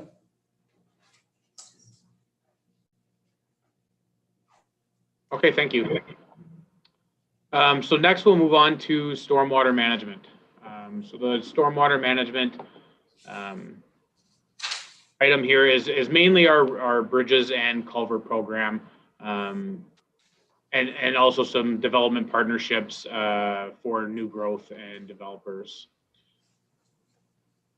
So first off is the bridge program. So the town did identify a bridge program, which you can see from the map that I provided in the slide, that the red roads are the bridge, or the red dots, I'm sorry, are the bridges that will be reconstructed this year or have work done or proposed in this year's budget. The blue dots are projects that are proposed for engineering in 2021 with the intention of doing the construction works in 2022. The green dots are the bridges and culverts that have been completed over the last 12 years as part of the program. And the yellow dots are the proposed to be completed over the next 10 years. So included in the stormwater management budget are 5 structures. There's the Victoria and South Talbot Culvert, the Walker Side Road in North Malden, South Malden and Mole Side Road, the 3rd Concession and County Road 23, and the Victoria and South Talbot Culvert. So the first one I want to talk about is the 3rd Concession and County Road 23 bridge. This one is just a guardrail replacement. It's been damaged in a few spots, likely because it's been hit by farm equipment or vehicles, and that requires replacement to improve the safety of the structure. The next one is South Malden and Mole Side Road Bridge. The bridge itself requires some concrete work. You can see in the pictures that there's some deteriorating concrete and exposed steel. So the intention is to do that concrete work, make some repairs to the soffit, do some waterproofing, install some approach guardrails, and improve drainage on the deck. The next structure is the Walker Side Road in North Malden. As you can see from the pictures, there's some serious concrete damage to the soffit that has exposed some steel, and it's experiencing some serious deterioration and corrosion, which needs to be addressed. It is rapidly deteriorating, so we will need to do some waterproofing and install some guide rail as part of that project as well. At the Rizzo-Nicola Road guardrail is past its useful life.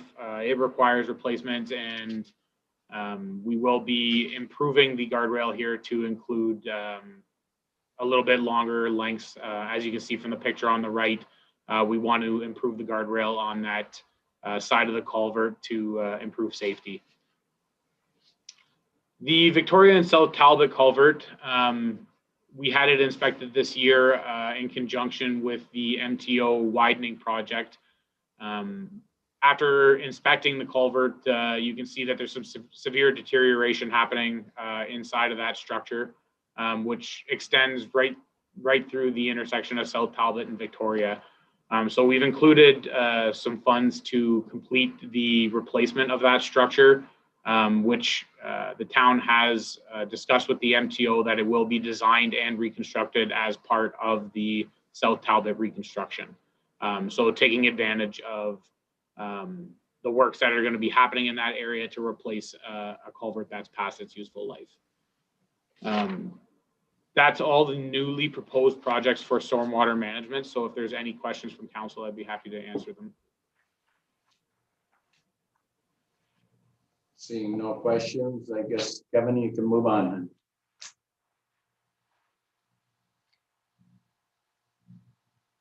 Go ahead, Kevin.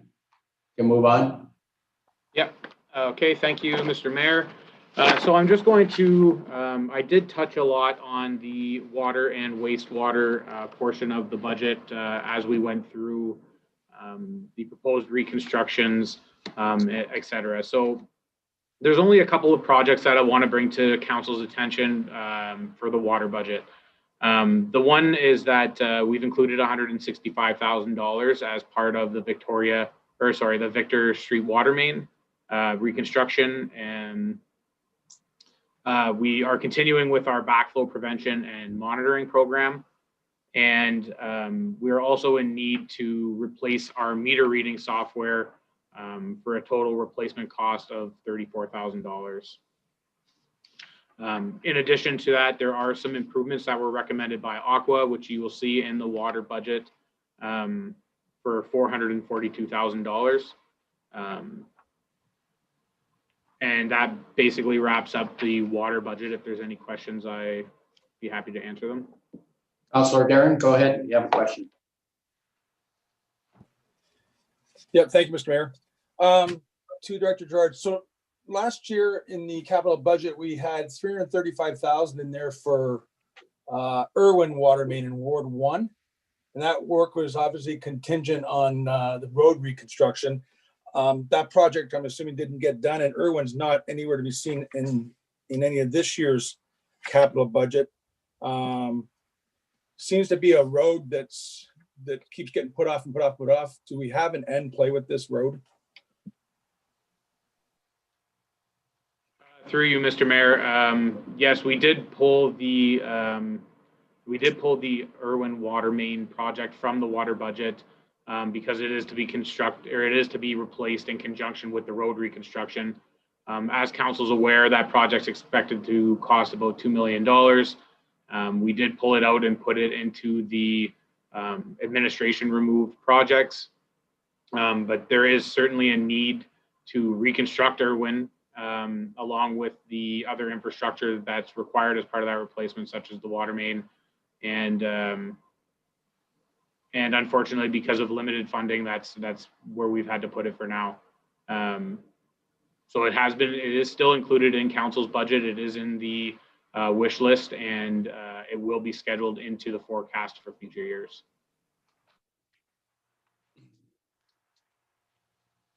Yeah, okay, so just want to touch base on that Irwin Street. So looking back in some of the prior budgets, looks like this is going back to 2015-16. We've been talking about this road and trying to find money for this road.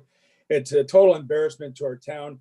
Some people tell me that they don't feel it's a well-traveled road, but I can tell you a lot of people use that road to get from across town, and a lot more people are avoiding it because of the shape the road's in. I'm not sure when we're ever going to have money to do this road, but we really got to put our heads together and figure it out soon. Because as you said earlier in your presentation, the longer we sit and let these roads deteriorate, the more money it's going to cost us. We all know the situation. I'm venting a little bit about it, but I mean, we're talking about a road in 2015-16 they were initially talking about. We've already spent some money on engineering, and we have more and more roads that, if you've seen in the updated maps that were sent out last week from Kevin, that were in reds that we have to find money for as well. So I don't know what the answer is going to be for this road, but we've got to come up with a way to get that road done, and some other ones as well. Thank you, Councillor. Anybody else? Go ahead, Chris. Thank you, Your Worship. Just on that, sorry, Councillor Bjorkman, I'm just going to cut in here. Just speaking about Roma delegations, that's another that Councillor Meloche brought up as a Roma delegation in terms of the huge demand for infrastructure improvements in our community, whether they're roads, water, sanitary sewer. So that is another delegation that we've requested to meet with the Minister of Infrastructure. So hopefully, we can put our voice through that way, and maybe some funding comes out of it that way. Thank you. Who was next? Anybody else? Go ahead, Councillor Bjorkman. Go ahead. Thank you, and through you, Mr. Mayor, and to Councillor Guerin's point, a number of these projects, this goes back to what we had to do with Fairview. Fairview, we had a plan, we waited and waited, and it was all tied to grants. And unfortunately, that's where we were with Irwin. When Irwin was first developed, we had the plan, we applied for the grant, and a grant was going to help us get that. One of the important things to have done is have those plans sitting on a shelf, so when that grant program comes around again, we're prepared with something to present and we're ready to build. You've got a shovel-ready plan. And that's what we do with this. So it's not just that we're just ignoring it. It's $2 million, and we don't have $2 million to spend on one road. And Victoria is going to be the same way. But we have to have a plan ready, sitting on the shelf when those grant funds become available. So that's one of the things that's kind of held us back. But that was why we did it when we did it. There was a program, and we missed out on it. Thank you, Councillor. Councillor Bowman, did you have something? Just a comment on the last comments from Mr. Bjorkman. He's right that we have to be ready to move in whatever direction the either the feds or the province is going. So if for example, they come out with grants for roads, then you've got roads to do. If they come out for grants for facilities, then you do your facilities. So whatever they're putting out their money for is what you have to make sure you're moving in those directions. So with the COVID thing on, it's hard to say when those monies will free up or start to come our way. So it's going to be a guessing game over the next couple of years to see what direction they're going to go and what types of things they're going to be interested in funding. So the operative word on our side is to be ready to go whichever direction the province and the feds are going. So just a comment. Thank you. Okay, Kevin, you can move along. Okay, thank you, Mr. Mayor. So I'll move on to sanitary sewers. So the sanitary sewer capital budget is made up primarily of carry forward projects such as cell treatments for the Harrow Lagoons. In addition to that, there are some aqua capital recommendations as well that you'll notice within that capital budget. So for Ward 1, we are proposing $138,000 worth of capital.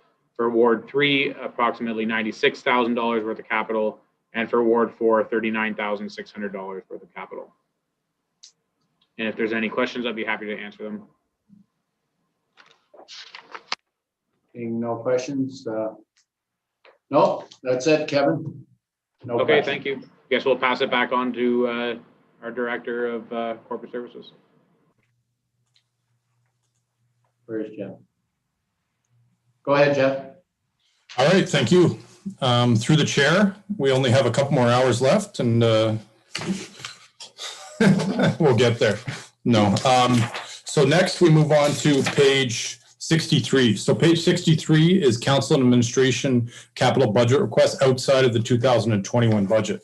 So these are the projects that were identified as important, but they didn't fit within the 2021 budget or the funding models that could be developed for it. I'm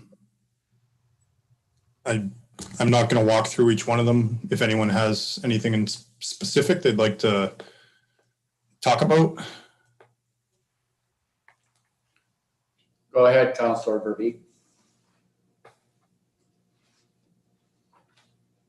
Thank you, Mr. Mayor. And just thank you to everybody that, presented their piece tonight. I really appreciate that you, the time that you put into clarifying all of this for us. Mr. Morrison, I'm just curious now, what are next steps? So obviously, since one of the things that I have heard from my people in Ward 2 from the minute I was elected was that the lack of the sidewalk on Gesto Road was a safety issue, right? So now I'm just wondering, what are the next steps that we look at moving that from the, from the just missing into the, and landing on the wish list again to getting into the budget? Is that something we, when is that at the 14th? Do we just start looking at places we could get more money? Also, but my first question, which I should have asked, was did we spend the council contingency fund last year? I know we had earmarked it for a couple of things that didn't come to fruition. So I'm just wondering, was the 50,000 in councilors contingency fund, where was it spent?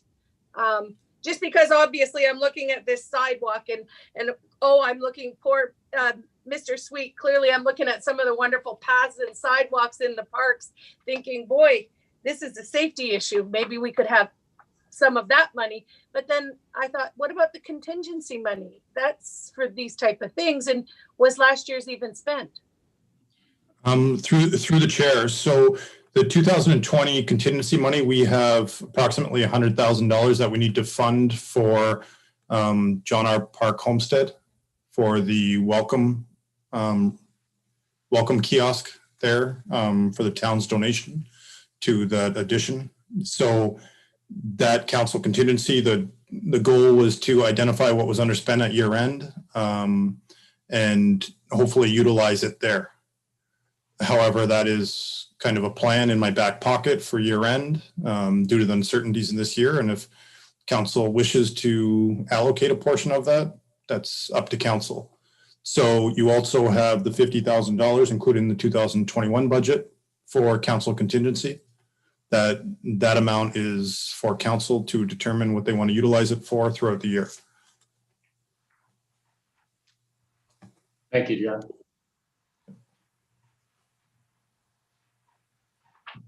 Thank you, Mr. Morrison. I just remember a couple of times it came to the table, this contingency money, and we were always holding back because there would be other things to use it for. And here we are. Thank you. You're welcome. Deputy Mayor Malash, go ahead. Thank you, through your worship. I just want to talk a little bit about the contingency fund.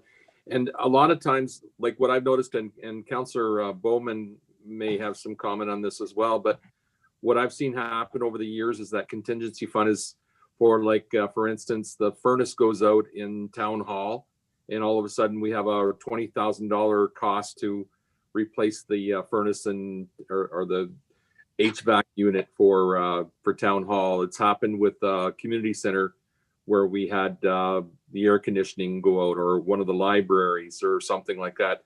And that's what we've used that contingency fund in the past for. I'm not sure if it was always 50,000, but that's kind of what we used it for, was those kind of emergencies.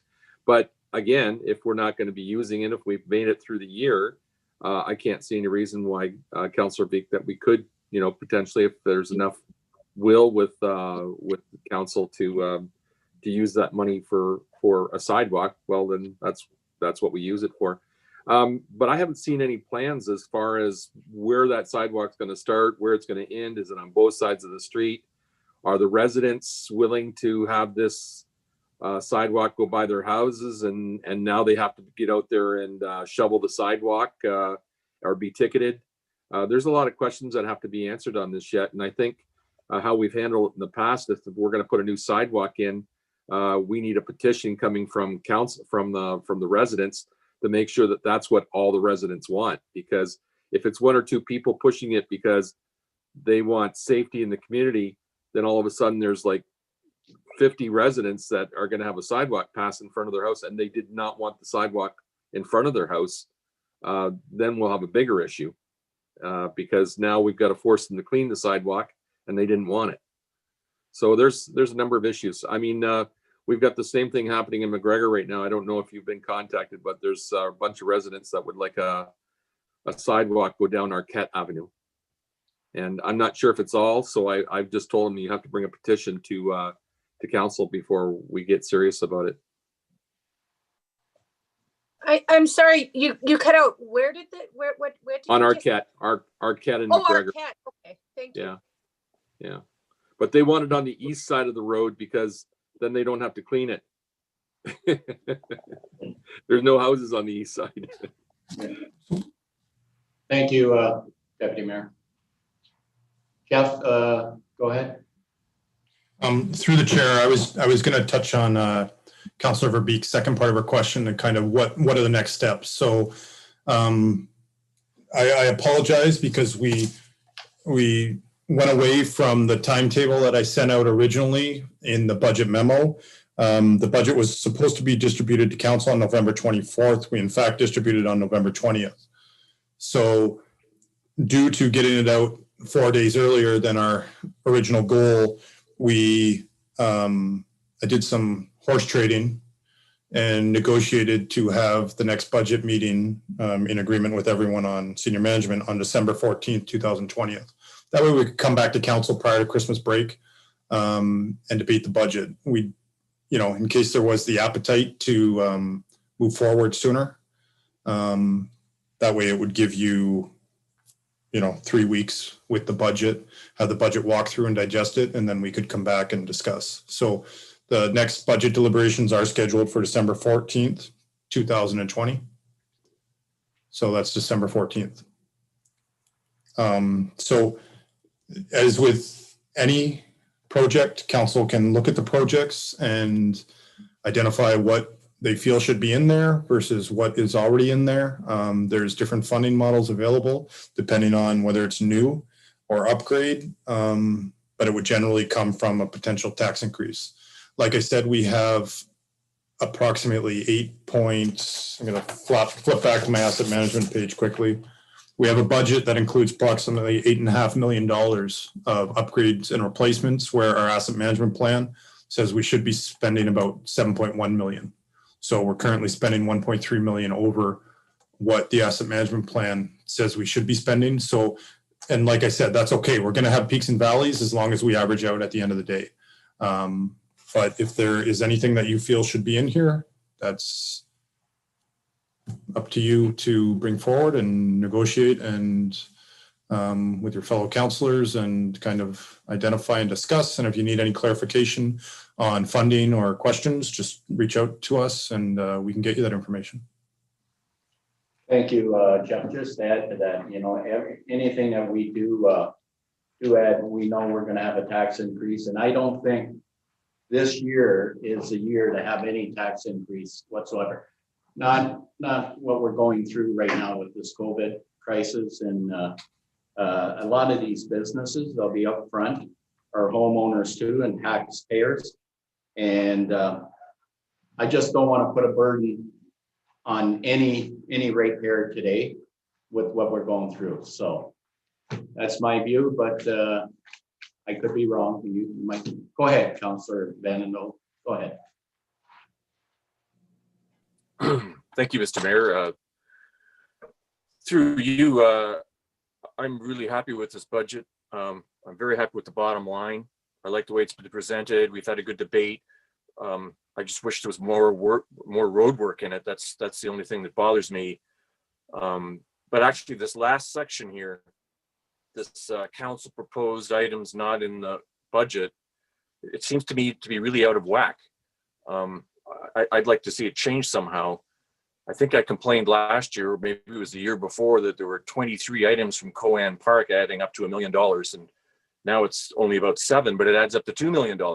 And I just think that if this looks like a priority list, it's out of kilter. We shouldn't have all this Coan Park stuff looming over us when we've got so many. I'd like some of those intersections put on this list far ahead of these items. How do I get those intersections on this list? I'm glad to see the sidewalk and a few of the other things, but we need to recalibrate this, because I didn't realize it would pop up again this year as though it's carved in stone that these things are permanently on the list. I want to get some other things on the list that I think are more important. Other than that, I think this is a great budget. I look forward to passing a 0% tax increase. Thank you. Thank you, Councillor. Councillor Bondi, go ahead. Thank you, Mr. Mayor. For the projects on Coan Park, it's not necessarily a priority list, it's a placement list. Some of us have been on council more than 2 years, and there's just projects on there from prior terms of council that have been put on there by groups as a placement list, just to be there in case something, in case we can ever get them done, so that the residents in those communities know that we've listened to them. So I will follow up with an email, because I've gone back through all the council meetings. I do want to look at the naming rights. I want to make sure we have beach security, geese mitigation. I believe I saw a project in our budget for a shoreline study. I think that that's one of the topics that we discussed in council, what public properties we own on the shoreline. So I'm hoping to get further clarification for that. I did not see a consultant to review elk. So I don't know if that's something, maybe we can discuss that. Recycling audit and at town facilities, I didn't see that. Glad we talked about John R. Park Homestead.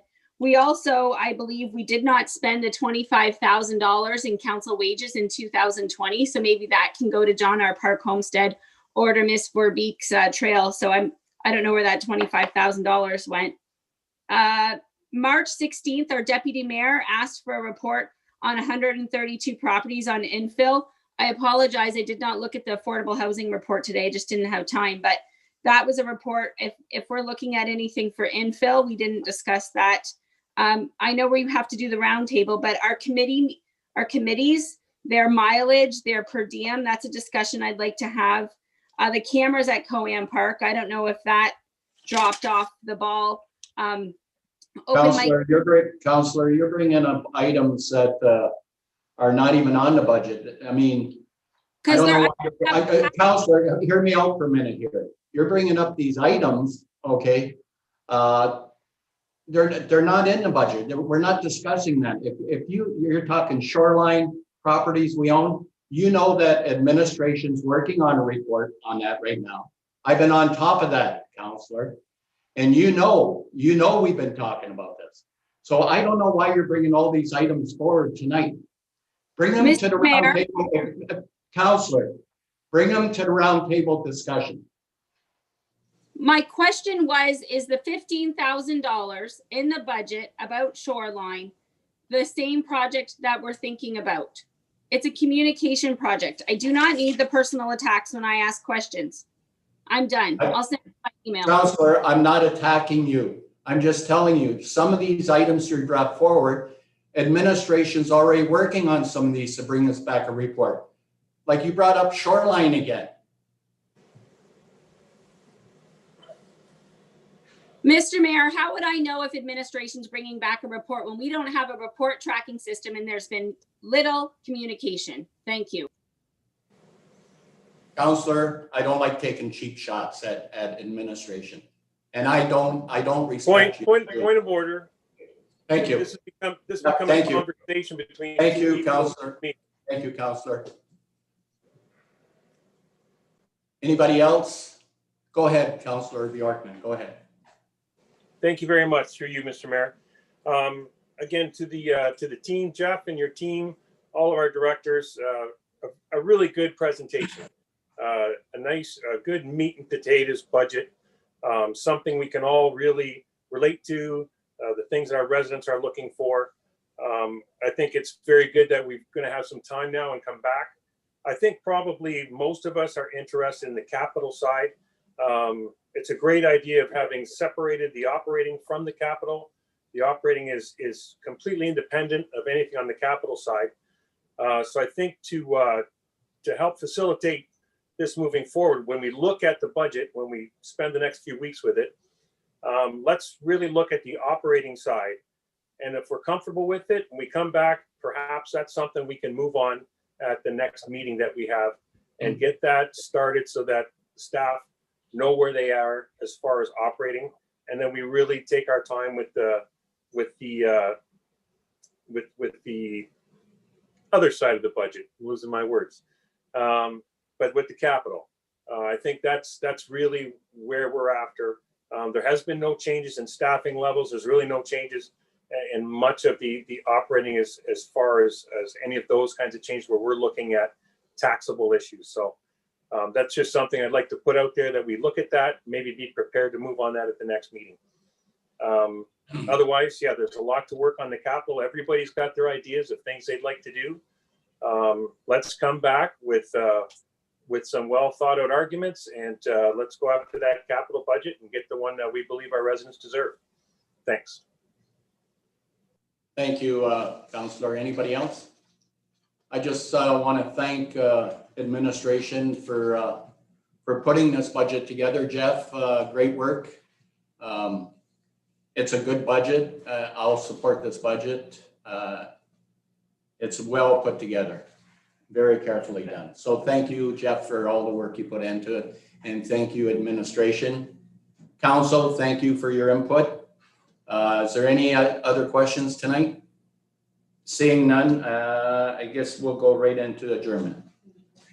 I need a motion first to accept the presentation on the budget. I need a motion, Councillor Guerin and Deputy Mayor Malash, all in favor?